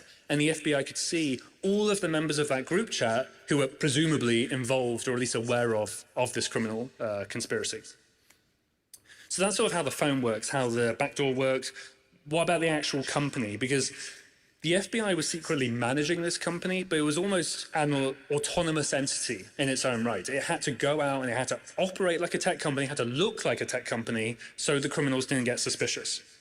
So at the top, you have somebody called AFGU, AFG00. He is the informant who gave Anom to the FBI. After the FBI shut down Phantom Secure in 2018, it was clear that the gold rush of selling phones to organized criminals may be coming to an end. Like, the FBI is finally paying attention, we can't do this anymore. So AFGU approaches the FBI and says, I'm making my own company, and I've been working on it. It's called Anom. If I give this to you, could you give me a lower sentence for any sort of charges I may or may not face in the future? And he also got around 120K as well. Below AFGU are the big distributors. I would call these like the main sellers of Anom. These guys are ordinary criminals. They don't know about the back door. They are drug traffickers primarily.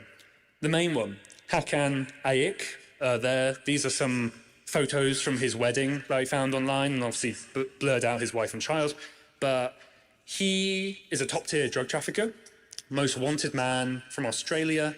He heads the Aussie cartel, $1 billion cartel which controls, I think, a third of the drugs going into Australia, lives in Turkey.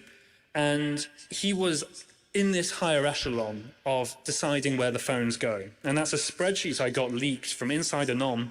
And maybe it's a little dark, but you can see at the top, just in the drug traffickers spreadsheet, it says last edit was done by Hakan. And you can see there, well, here's the brand of the phone, like the Pixel 4a or whatever, the person it's being sent to, and the quantity and that sort of thing. So he's controlling the supply chain of these devices. Below those distributors, you have the resellers. They're sometimes called the agents. These are the guys who are on the ground. They're driving their Lambos to go drop off one of these phones. They are interfacing directly with the drug trafficking end users. And that's a desk of one reseller who's flashing some phones. In the middle, you have much the same thing using those Intel boxes I showed earlier. And then that last photo isn't actually from Anom. That's from another reseller of a different company I got. But, you know, luxury hotels around a swimming pool with escorts, that sort of thing, just to give you an idea of the sort of people who are selling these devices to drug traffickers. And crucially, the agents had access to something called the portal. This is basically a website they could log into and they could manage devices. Okay, I have a new customer who wants to buy 5 new phones. I'll manage their subscription here, ship them the phones, all of that sort of thing. I think in total there was something like 150 agents, 150 people spread all around the world doing the FBI's dirty work for them, basically, and they had no idea. And then in the portal, you can do the wipe feature as well. Something which is very crucial for these encrypted phone companies is that you can contact them, be that Phantom Secure or Sky or EncroChat, and I'll talk about those in a bit, and go, hey, the cops got my phone, please wipe it, please wipe it. And then this is where they would do it, and they would push a button. Of course, with Anom, it doesn't matter. The FBI already has the messages right, but the FBI still had to do these sorts of things so Anom looks legitimate to the drug traffickers. And then, of course, at the bottom, you have the end user. You have the drug traffickers themselves. And I've read hundreds of thousands of Anom messages at this point over very months and months and months of going through them. And you can see the emojis there. I think you'd be shocked at how casual some of these conversations are, where they're even talking about ordering assassinations and they do it with like a laughing emoji. Or hearts or whatever. Sometimes you have people asking for a bulk discount if they order 5 hits at once. Then you have the amphetamine in the middle, that's stamped with a Louis Vuitton logo. You then have, that's a Ledger, a hardware Bitcoin wallet, right? I was genuinely shocked by the amount of Bitcoin mentioned in these messages. I've covered cybercrime for like 10 years, you know, ransomware actors, normal cyber criminals. Drug traffickers are making heavy use of cryptocurrency. And it's not just a couple of them. It's like, we're going to buy wholesale quantities of cocaine or methamphetamine in Bitcoin, which I was genuinely taken aback by. And then that's just, you know, a nice little amphetamine lab that came across the norm. So you have this pyramid scheme, basically, but there's another layer at the top of it. And of course, that's the FBI, who's actually secretly managing and controlling all of this. While they were pretty hands-off most of the time, as I said, they did call the shots on put that feature in, don't put that feature in, and they did sometimes intervene when stock got low. So there's one episode in the book where stock is running low of Google Pixels in Europe. Anom is buying so many phones off the refurbished market, you literally can't get a Google Pixel from some of these wholesale providers. So the FBI flies a Gulfstream jet packed with duffel bags of Google Pixels from DC over to the Netherlands. And then they leave them in I think the Dutch authorities leave them in a dead drop. The agents come and pick them up. And now Anom has more phones, and the sellers had no idea it was the FBI that actually shipped those Google Pixels. So, and of course the money trickles up from the end users to the resellers, to the distributors, to AFCU, to the FBI. I don't know exactly how much this operation cost. The FBI refused to tell me that in the interviews I had with them. But my understanding is that as the money went up, the FBI sometimes reinvested it back into the business, as any good business person would, right? And it was really expensive. Not only the hardware I mentioned, but you have to get the eSIMs, they have to be unlimited data, they have to be up all of the time, you have all of that infrastructure and networking I mentioned. If you have any downtime, in an encrypted messaging app. I mean, as we all know, when Signal or Threema or Telegram or whatever has an issue and we can't text our friends, it's very annoying. Imagine being a drug trafficker and your NOM app goes down. The FBI had to have it be very effective, very fast, and very efficient. There is another structure as well. So I mentioned I spoke to the coders behind the device, and that's AFGU again. On one side, there's a project manager who obviously oversaw some of the app development. And then there's a small team of Android devs, some who I've spoken to, and they made the Anom app. They had no idea they were in effect working for the FBI. They found a job on Fiverr or some other freelancing website. They sign up, they get paid $1,000 a month, and they just ship their product like any other sort of Android developer. Then on the other side, Arcane OS. This is the custom operating system I mentioned. And AFGU, it seems through my conversations with people involved, compartmentalized these teams. One didn't really know about the other, or if they did, they didn't really communicate. And I think this is part of why this massive worldwide undercover operation did not leak. And I think it's an absolute miracle that it didn't, to be honest. So story time. I mentioned Microsoft and the black boxes. So the FBI starts reading the messages in 2019, and they're in San Diego and they're digging through all of them. As I said, they're finding a lot of them are not in English, so they have to get help translating them. And they start giving ad hoc intelligence to different European authorities. So in the Netherlands, they learned that somebody was going to be kidnapped. Well, they send that to our legal attaché at The Hague. He'll tell the Dutch authorities there's going to be someone pulled into a van at this point and they have these weapons, that sort of thing. At first, they don't really tell them the secret of how they're getting this information, but it's clear the intelligence is very, very good.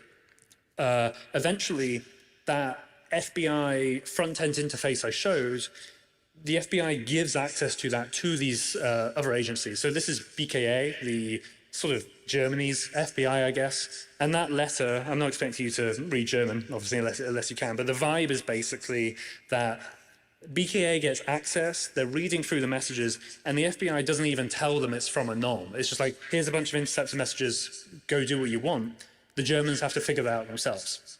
And the FBI does this for the Dutch and the Swedish, as I said, until eventually something like 16 countries all become involved in this massive task force at Europol to dig through the data.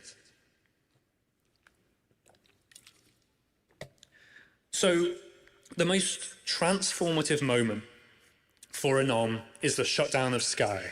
This was the juggernaut of the encrypted phone industry, something like 70,000 phones around the world. Many of them were serious organized drug traffickers. The phones were so popular, as you can see, that some traffickers even put the Sky logo on their box of drugs while they were smuggling them as sort of a shout out to their favorite phone company. There is insane brand loyalty in this underground industry. Eventually in 2021, the European authorities hack into Sky in sort of a separate but parallel investigation. And they get 500 million messages that were thought to be encrypted, a massive intelligence haul, and then in sort of a double punch, or in complementary to that, the US DOJ also indicts the CEO of Sky. Sky obviously has to shut down. It just got hacked, it lost all of the messages, and now its CEO is an alleged criminal. That's when the order from high up in Anom, and my understanding it was Hakanayik, gives the message to push, push, push. This is the biggest opportunity in the encrypted phone industry possibly ever. The biggest company has been knocked out of the market. Now we can jump in and we can seize on this. So they just start selling as many phones as they can. They even try to expand into Russia by smuggling the phones through various other European countries. Of course, the FBI is going to love it if the phones land there as well. And then eventually, the customer support of Anom starts receiving messages in Russian. So it looks like the phones actually did manage to get there. One of the people behind this expansion is this Microsoft person I've been talking about. He's the one on the left, sat down, and then the one on the left here with the fiery face mask as well. He is I wouldn't say a top tier drug trafficker, but probably a mid tier. If you can think of some sort of way to smuggle drugs, Microsoft has probably already thought of it, or he's probably already done it. Here is one example where he had a speedboat in Sweden, and he got 2 people to go out there, drive out into the ocean at the dead of night, meet a passing massive freighter ship where corrupt workers would throw 400 kilograms of cocaine over the edge. It would then float because it had these sort of buoyancy devices in it. They would grab it and then bring it back. So, I mean, he's clearly a big deal because he's dealing in nearly half a ton of cocaine. He's also talked about having airfields in Denmark to receive drugs. I've seen messages where he spoke about having a corrupt worker inside an energy drink factory, and they could put the precursors to amphetamine inside the energy drinks and then ship those onwards. Just any sort of scheme you can think of, he has probably discussed it, as I said. But then there's something of a power tussle inside Anom. So while the FBI is secretly managing it and the distributors below are sort of doing their thing, some of them want more control than others, especially Microsoft and especially Hakanayik. So this is the Anom office. This wasn't made by the FBI. This was made by Hakanayik in Istanbul, Turkey. He took it upon himself to order this illuminous Anom sign. People who sent it to me said it was cringe. That's their words, not mine. But you can see the logo and then enforce your right to privacy, and then they have branding on the laptops as well. And the idea is that, well, 2 things. It kind of gives Anom some legitimacy. Like, look, we're the real deal. We have a really nice office in Istanbul. It's also to give Hakanayik legitimacy, because he started introducing himself as the CEO of Anom, even though that's Afgu, the guy who's working for the FBI, right?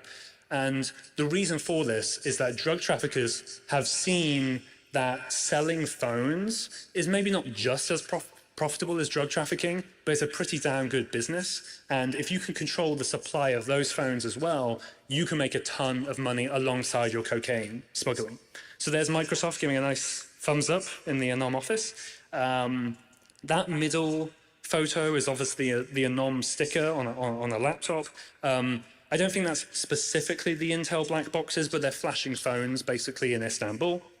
And then there's Microsoft tallying up some of his drug winnings, or much later, his drug losses, because the Swedish police and other authorities keep seizing all of his drug shipments, and he has no idea why. He blames other people he works with. People say, it has to be the phones. There's something about these phones, and he just won't hear it at all. On the black boxes, the most crucial thing is that Microsoft and Hakan figured out how to clone those Intel boxes. So rather than having to wait for a surreptitious shipment from the FBI, they could just make a black box and they can make as many phones as they wanted. They could be in complete control of the distribution of these devices. And that's how Anom, in my opinion, started to grow out of control. It started to grow so big, the FBI was swimming in messages. One of the agents involved said it was like trying to pilot a plane while it's trying to crash. You just have to keep going, you have to keep going. Which brings us, obviously, to this map, which is the sort of final tally of devices that were using the Anom backdoor. Orange is where are countries that contained Anom devices. Obviously, it's the vast majority of the planet. It was in more than 100 different countries, including, as you'll notice, North America, the United States. And again, I'm not going to get super into the legality of it, but people working on Anom, drug prosecutors and the people at San Diego FBI, they wanted to monitor phones in the US. They got very, very close. They wrote boilerplate language to put into the wiretap orders, all of that sort of thing. And then higher ups at the DOJ basically never approved it. So although the worldwide operation was approved, the US one was blocked, much to the annoyance of some of the agents and the people involved. So what does all of this mean for the going dark debate? I don't really know, so I'm going to try and fluff through this a little bit, and I'm hoping that people who are a lot smarter than me can probably figure out what happens next. But my main takeaway is the FBI is going to do this again. When I snuck into a law enforcement conference where the FBI was speaking, right at the end, one of the FBI agents said they look forward to the next iteration of Operation Trojan Shield, which is what this operation was called. They are explicitly saying that they want to do something like this again. Well, if it's just targeting criminals, who really cares? You know, I'm sure people will have that sort of argument. Well, when the FBI came clean in June 2021 with running a NOM, they wanted to also not just arrest drug traffickers, they wanted to shatter trust in the encrypted phone industry. They wanted to move criminals away from these encrypted devices to maybe face-to-face meetings that they could lip read or use cameras or whatever. I don't think that scales, but that was sort of the argument. In the wake of that admission by the FBI, some encrypted phone companies went dark. This is one from Cypher that said, you know, rather than doing this anymore, we're gonna shut down, basically. You still have some encrypted phone companies. There's one called No One BC, which means some Italian colleagues we revealed is actually currently used by the Italian mafia as well. But in my conversations with drug traffickers and the people who sell these phones to them, many people are now just buying a graphene phone. They install Signal or Freema or Wicker. I mean, Wicker's dead now, but some sort of consumer app, and then they use that and then they throw the phone out. And I think that brings up a key question, especially because, as I said, the FBI are not just going home, they want to do something like this again. What happens when more and more of the drug traffickers are using Signal or some sort of app that human rights defenders, journalists, activists, technologists, hackers, all of us use? What happens then? Through doing all of this reporting, I've come to the conclusion that there's sort of three options. Maybe there's a fourth option I'm not aware of, but this is sort of what I see. First, there's the front door, and I think we're all familiar with this. You know, apps give data to law enforcement when there's a legal request to do so. Discord does this every single day. Gmail and Google do it. Twitter, obviously.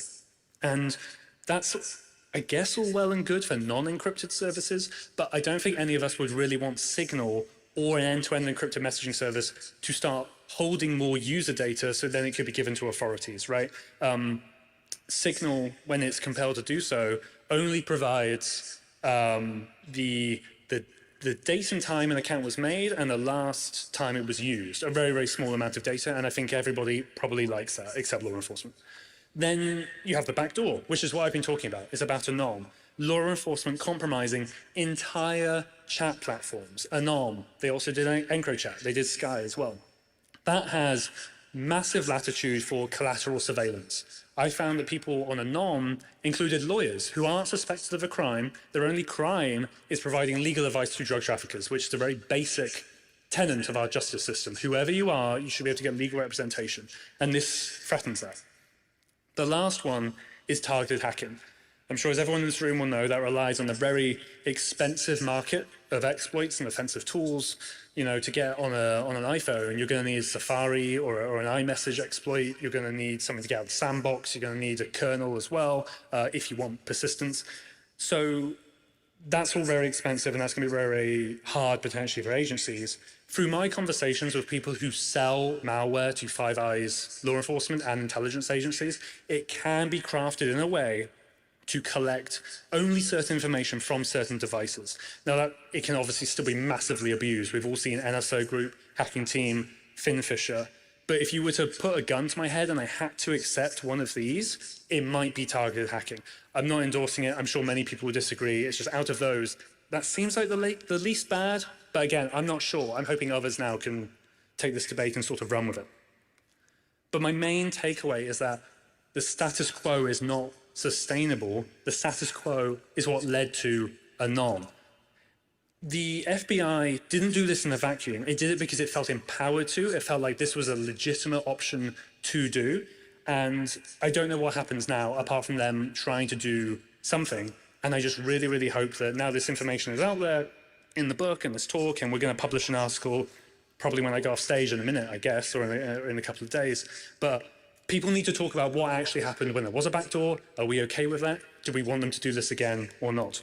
So thank you so much for listening. I will be at the Crypto and Privacy Village at 4 p.m. doing a very mini version of this talk. I'll also have copies of the book you can buy for $30. Please bring cash because I don't know what else I'm going to do. And please subscribe to 404media.co. I really, really appreciate your time.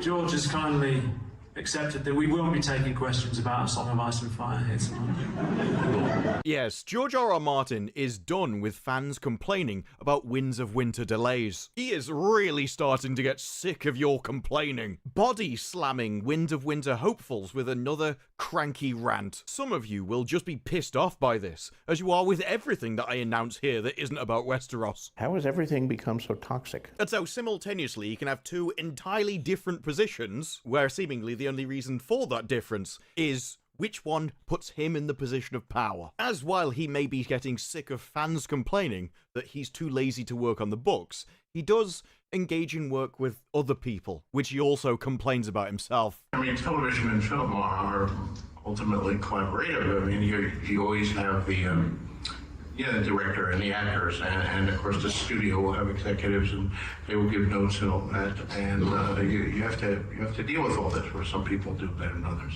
Yes, it turns out if you won't just work on your own projects and give the fans what they want, then you end up doing other projects with other people and their money. The cardinal rule of Hollywood, which is never, ever, ever use your own money. And they have the nerve, the gall, to give somebody as incredible as George R.R. Martin notes. He doesn't like that. In fact, dealing with all of that, that's the hardest part of the job. The hard part about collaborating is dealing with the other writers who, they're adapting your book or your story, and they hire someone else to do it, and there's a phrase that, take The Great Gatsby, but make it your own, And I don't want anyone to make The Great Gatsby their own. Now, obviously, I agree with this position. Of course, you should respect the source material. You should keep it to the law. I don't want someone taking a famous book and making it their own either. There are some things in books which are bad and can be improved. But at the moment, the quality of writer in Hollywood is so pathetic. Now, just stick to the source material, mate. If you write anything else, you will destroy it. My problem isn't with this half of George R.R. Martin's opinion. I think I may be a minority on this case here. That You're not in a minority in this opinion either. This opinion is backed up by every sane member of the audience, which you'd know if you ever finished your book and therefore could talk to them about anything else. When you say a minority, it's only in your bubble of writers and Hollywood. People who have the same aforementioned hang-up that he does. They're only interested in themselves and what's best for them, rather than what's best for the IP. I don't think in most of the cases where a Hollywood screenwriter makes something their own, that they improve it. I think the majority of cases it's the opposite. But So if I agree with what he's saying, what's my problem with it? Well, unfortunately, I've been cursed with a memory. It's not even a good one. I just know how to hold a grudge. I just happen to remember when people have done the exact same thing he's complaining about in the previous interview, when people are crapping all over IPs that I like. So for someone who's so sure that you should always respect the source material, you arsehole, it'd be strange if he said this. Roll montage. How has everything become so toxic? To be part of a redress of balance is an honor. It used to be that if you were a fan of Star Trek, you liked Star Trek. No money socialist utopia thing turns out to be a fad. Now it seems like half of the people who call themselves Star Trek fans hate Star Trek. When you got your dramas, one of these days we'll repay you, we'll slay you. And the Star Wars fans hate Star Wars. I like to make men uncomfortable. I enjoy making men uncomfortable. You're no Star Wars fan in my mind. And the Tolkien fans hate Rings of Power. I, as an activist, we are both activists. This represents progression. We don't change anything, but we interpret everything. What the hell? Every woman on the show, such agency. We don't serve the men around us. Maybe it's because it's changing. We have all new characters on this couch today, I think. We don't know who you guys are playing at all. The opportunity to interpret and reinterpret it. And words mean something different, rediscovering things. We were creating something new. You have an opportunity to fill in the gaps and to make your own decisions. You'd go crazy if you didn't change it somehow. The cartoon was made 85 years ago, therefore it's extremely dated. Focus on her love story with a guy who literally stalks her. Yeah. Weird. I don't understand how people can come to hate something that they once loved. Talking about colonization and history. I have to do my best to make the story written work. At the end of the day, this is a story of representation, and it matters. This profession is a gambler's profession. This represents an acknowledgement of where we have been and a will to get to where we need to be. If you don't like a show, don't watch it. Oh, I'm getting chills. I'm literally getting chills and staring at me. Can do it too. And we could do it, yeah. Yeah, George, if you don't like something, don't watch it. If you don't want someone to rewrite all your IP and destroy your work, don't give it to them. Or give it to them and then look away and ignore it. Not as if these IPs mean something, is it? I don't have any children, and I think a lot of writers, these are my children, these stories that I create. Oh, no, right, sorry, no. They mean something to you when they're yours. But when it's somebody else's IP, that doesn't matter anymore. That's just Star Trek or Star Wars. That's not George R.R. Martin's babies. Other people's babies don't matter. That's the truth, isn't it? I don't want anyone to make a great Gatsby their own. You'd go crazy if you didn't change it somehow. A Hollywood screenwriter makes something their own, that they improve it. I think in the majority of cases it's the opposite. I don't understand how people can come to hate something that they once loved. These are my children, these stories that I create. Don't like a show, don't watch it. The opinion changes based on maintaining power. When it's his story, he wants to keep control over it because he wrote it. But when it's somebody else's story, well, now you should be able to change it. Now I want to be able to adapt it because, well, then I have power over what I'm doing. If you're working on his material, you should be subservient to him. But if it's somebody else's source material, you don't need to be subservient to that. You'd go crazy if you didn't change it somehow. If you had to submit yourself to somebody else's work, yes, he acknowledges that changes make the source material worse. But don't somebody please think of the writer's feelings? Their feelings are far more important than the quality of the product. Unless they're working with him, in which case, stick to every word, you cretin. And the less said about the implication that if you're a fan of something, you have to like every bit of crap ever produced under the name of the IP. Well, It used to be that if you were a fan of Star Trek, you liked Star Trek. Now it seems like half of the people who call themselves Star Trek fans hate Star Trek. What the hell? that explains why he's so sick of fans daring to have an opinion. No, you'll like what you're given. Otherwise, you're just not actually a fan of the work, are you? And he's not alone in this opinion or double standard. In fact, some people are even more bewildering. Adi Shagar said George R.R. Martin once gave me a gold coin over dinner. It's not the best start when you want to make a statement about something. This guy's paid me, but I like George and he's 100% right. Writers should stop taking beloved material and changing it. Respect the source material. IP doesn't exist to fit your agenda. Now the issue is, this is the guy behind the Netflix series Devil May Cry. No IP is safe. Well, he's right there, with his Devil May Cry series being laughed at because it was explicitly used to fit his agenda, including turning demons from hell into just nice family members who are illegally crossing borders, yet just wanting to grill and shouldn't really be punished or held accountable for their actions. They're refugees, sir. And the idea of refugees from hell did not immediately strike you as contradictory? I don't know where I've seen that before, but it rings a bell. We are safe here. We have a home. Must we go to war again?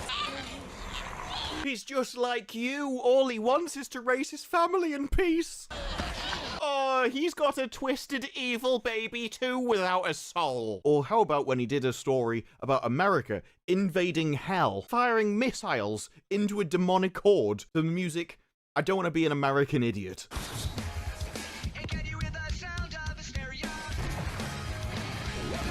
Punishing demons is now a bad thing. These IPs don't exist to fit your agenda, he says, making border analogies in his video game animation. This is one of those please stop agreeing with me, you're annihilating my case kind of moments. He doesn't need your kind of help. And the strange thing is, this attitude isn't even localized to just writers. I actually think that this same attitude of power dynamics, or largely only caring about things that affect you, and being completely bewildered about why anyone would care about something that you don't, is actually a lot of the cause of the issues between media or various different groups within fandoms. Like how for Wheel of Time, cancelling it was unthinkable, because it was actually genuinely good fantasy television. And while there are some ways that it could have been better, there was simply no feasible way that you could actually stick to the source material. Of course you were going to have to change it. What they really should have done is cancelled Rings of Power. I mean, Wheel of Time was vastly superior. And so why did he think that Wheel of Time was genuinely good fantasy television, and yet saying that Rings of Power was a stealing pile of orc manure? Well, it's because he'd never read the books before. It was a series he had a hard time getting into,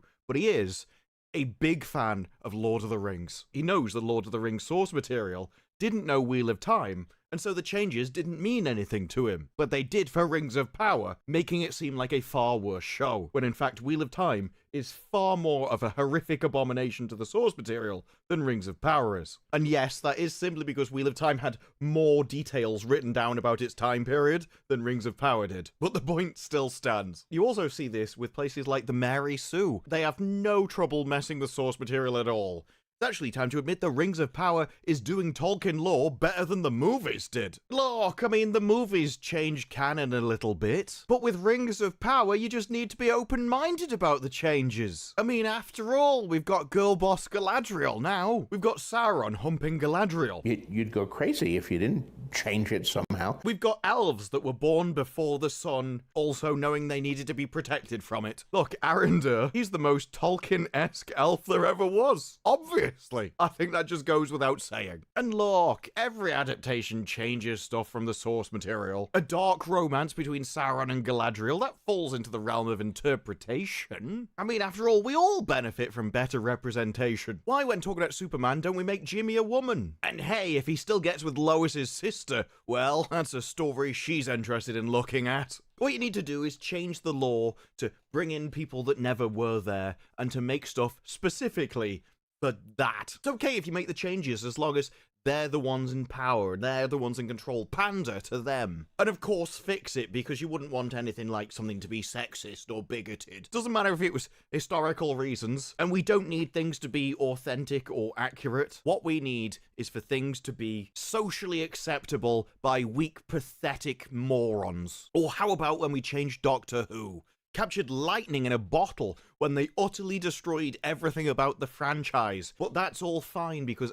you have to change the source material when adapting it. Inclusion, representation is a good thing. If we would destroy the past, that's necessary to march into the future. Oh no, don't give me a Black Buffy reboot, that's horrific. No, we don't want the representation now. Don't change this, because this is an IP I care about. These are my children, these stories. This is an IP that means something. This is an IP that I grew up with, so leave it alone. I'll change all that other stuff. I mean, that's just not evil enough for me.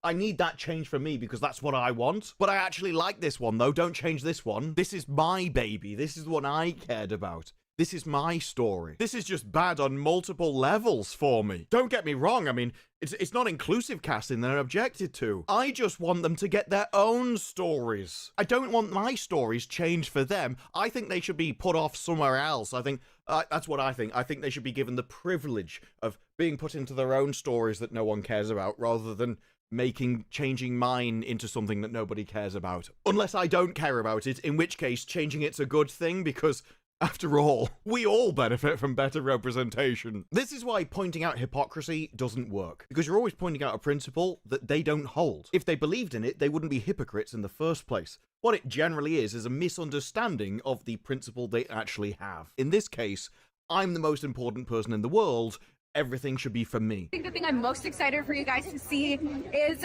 Choctaw community and Choctaw culture and all of the ASL. So if I'm writing the source material, you submit to me.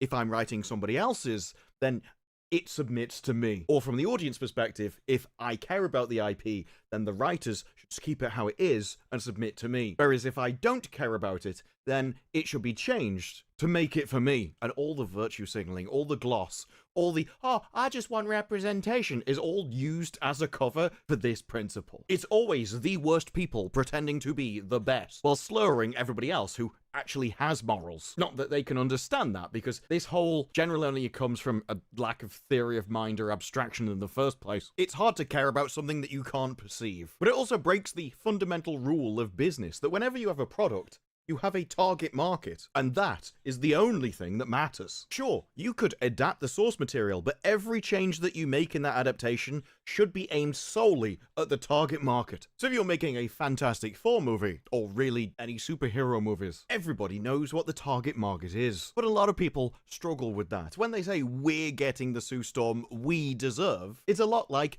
George R.R. Martin, or the Mary Sue's intention of the word. It means Emma's getting the one she thinks she deserves. Except she isn't the target market. It even says the last live-action version of Sue Storm wasn't exactly a win for women. Who cares? It's not made for you. You're not the target market. It would actually be bad business practice to listen to people who aren't the target market, because they would always want to change it what it is. Except what it is what makes it successful with the current target market. You see that when they go, this is not the fault of Jessica Alba, but a byproduct of a more male-gazing era of filmmaking. You know that era of filmmaking.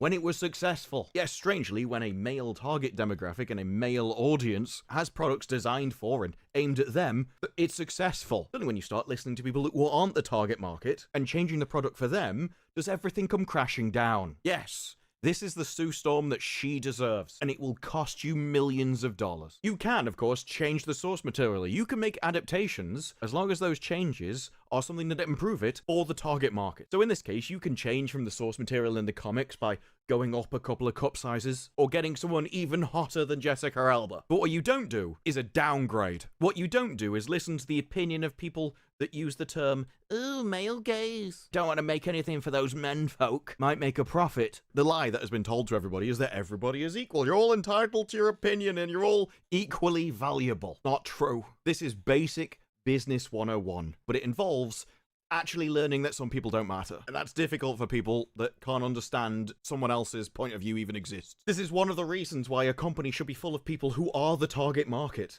because they understand what they want, and then what they want is what the customer wants. Everything aligns, and so it's all in sync. But if you start, for, I don't know, maybe tick box reasons, filling your company with people who aren't the target market, well then they're going to change your product because they don't like it and they want to make it for them. And they do. And then you go bankrupt. What is necessary to fix Hollywood? You've got to learn how to be humble. You've got to learn that actually you're not important. You actually have to submit to things. So if you're handling somebody else's IP, you need to submit to that work. You need to submit to that author and the intentions and values of that author. Doesn't matter if you agree or disagree, because you're irrelevant and you don't matter. The person that matters is the author, his intentions, his work, and the target market. And if you're not of that target market, that's fine. You don't have to watch. It's just not made for you. There's been a lot of comments floating around in recent years, and they are right.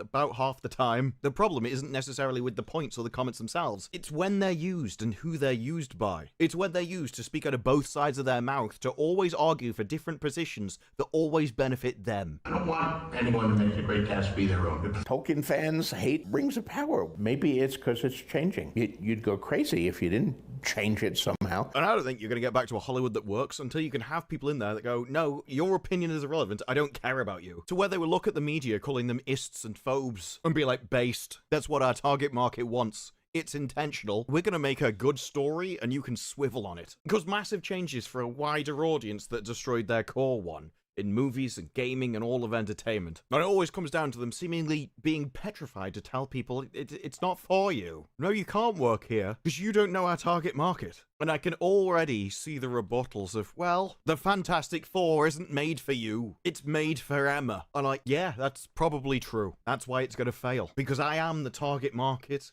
of action movies and superhero movies. Whereas Emma, she needed it changed for her. As the first movie, well, that was just too male. And Pedro, well, he just loves being led by a powerful woman. The problem isn't the source material. It's not even adaptations or changes. It's who's doing the changes. What are their intentions? But most of all, who are they doing the changes for? For themselves? Bad. To include people it was never intended for? Bad. But to give the target market even more of what they want? That is in that little golden area where they actually improve on what came before. In Hollywood, that's well overdue. But those are just my thoughts. What are yours? Let me know down in the comments below. Like the video if you like the video. Subscribe. More videos like this in the future, and I will see you in the next one.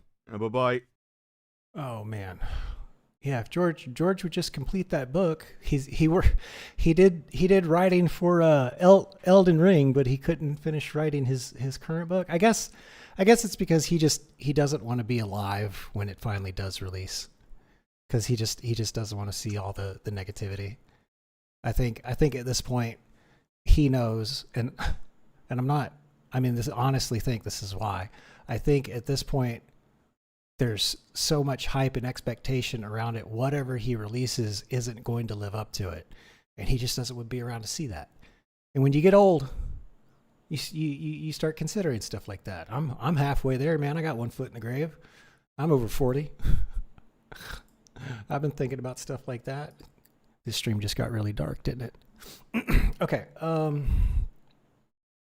Let's check out what else. I'm still catching my breath. I need another 5-10 minutes, and then we're gonna move on to some Elden Ring. Let's see what Red Letter Media's got. New movie prop unboxing. Okay, only. Oh, is that from Critters? Which movie is that from? That's a B horror movie. I remember. It happened again! This is our latest haul, maybe last haul, from Prop Store. We bought some movie treasures, and it came in a fucking crate. All right, start opening it.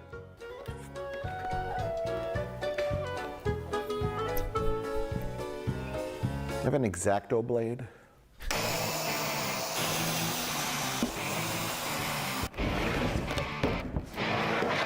Oh my God, what have we done? So this is from Evil Dead 2. Ooh. Oh, cool. That's awesome. This is Ted Raimi, the part at the end of the movie where there's like a stop motion effect of the head morphing from this to the weird Pee-wee monster.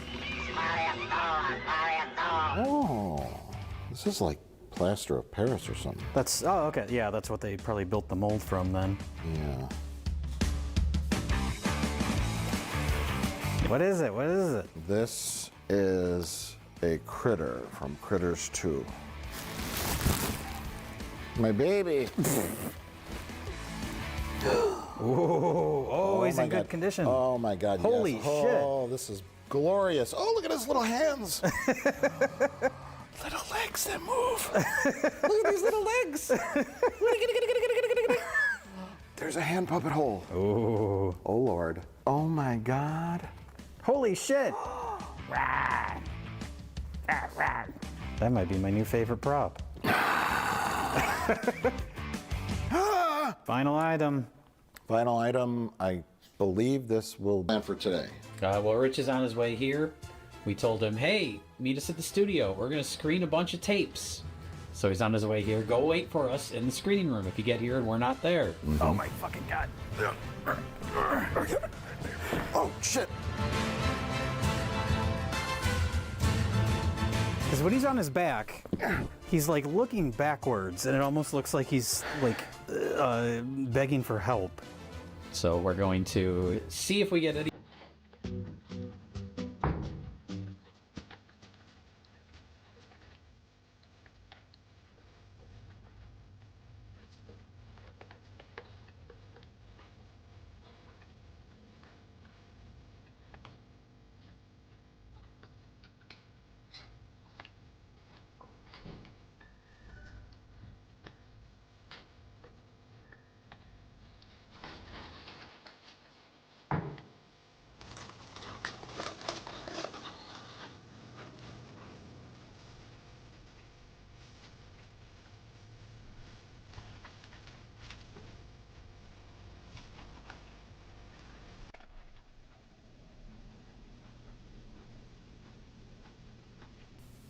Okay.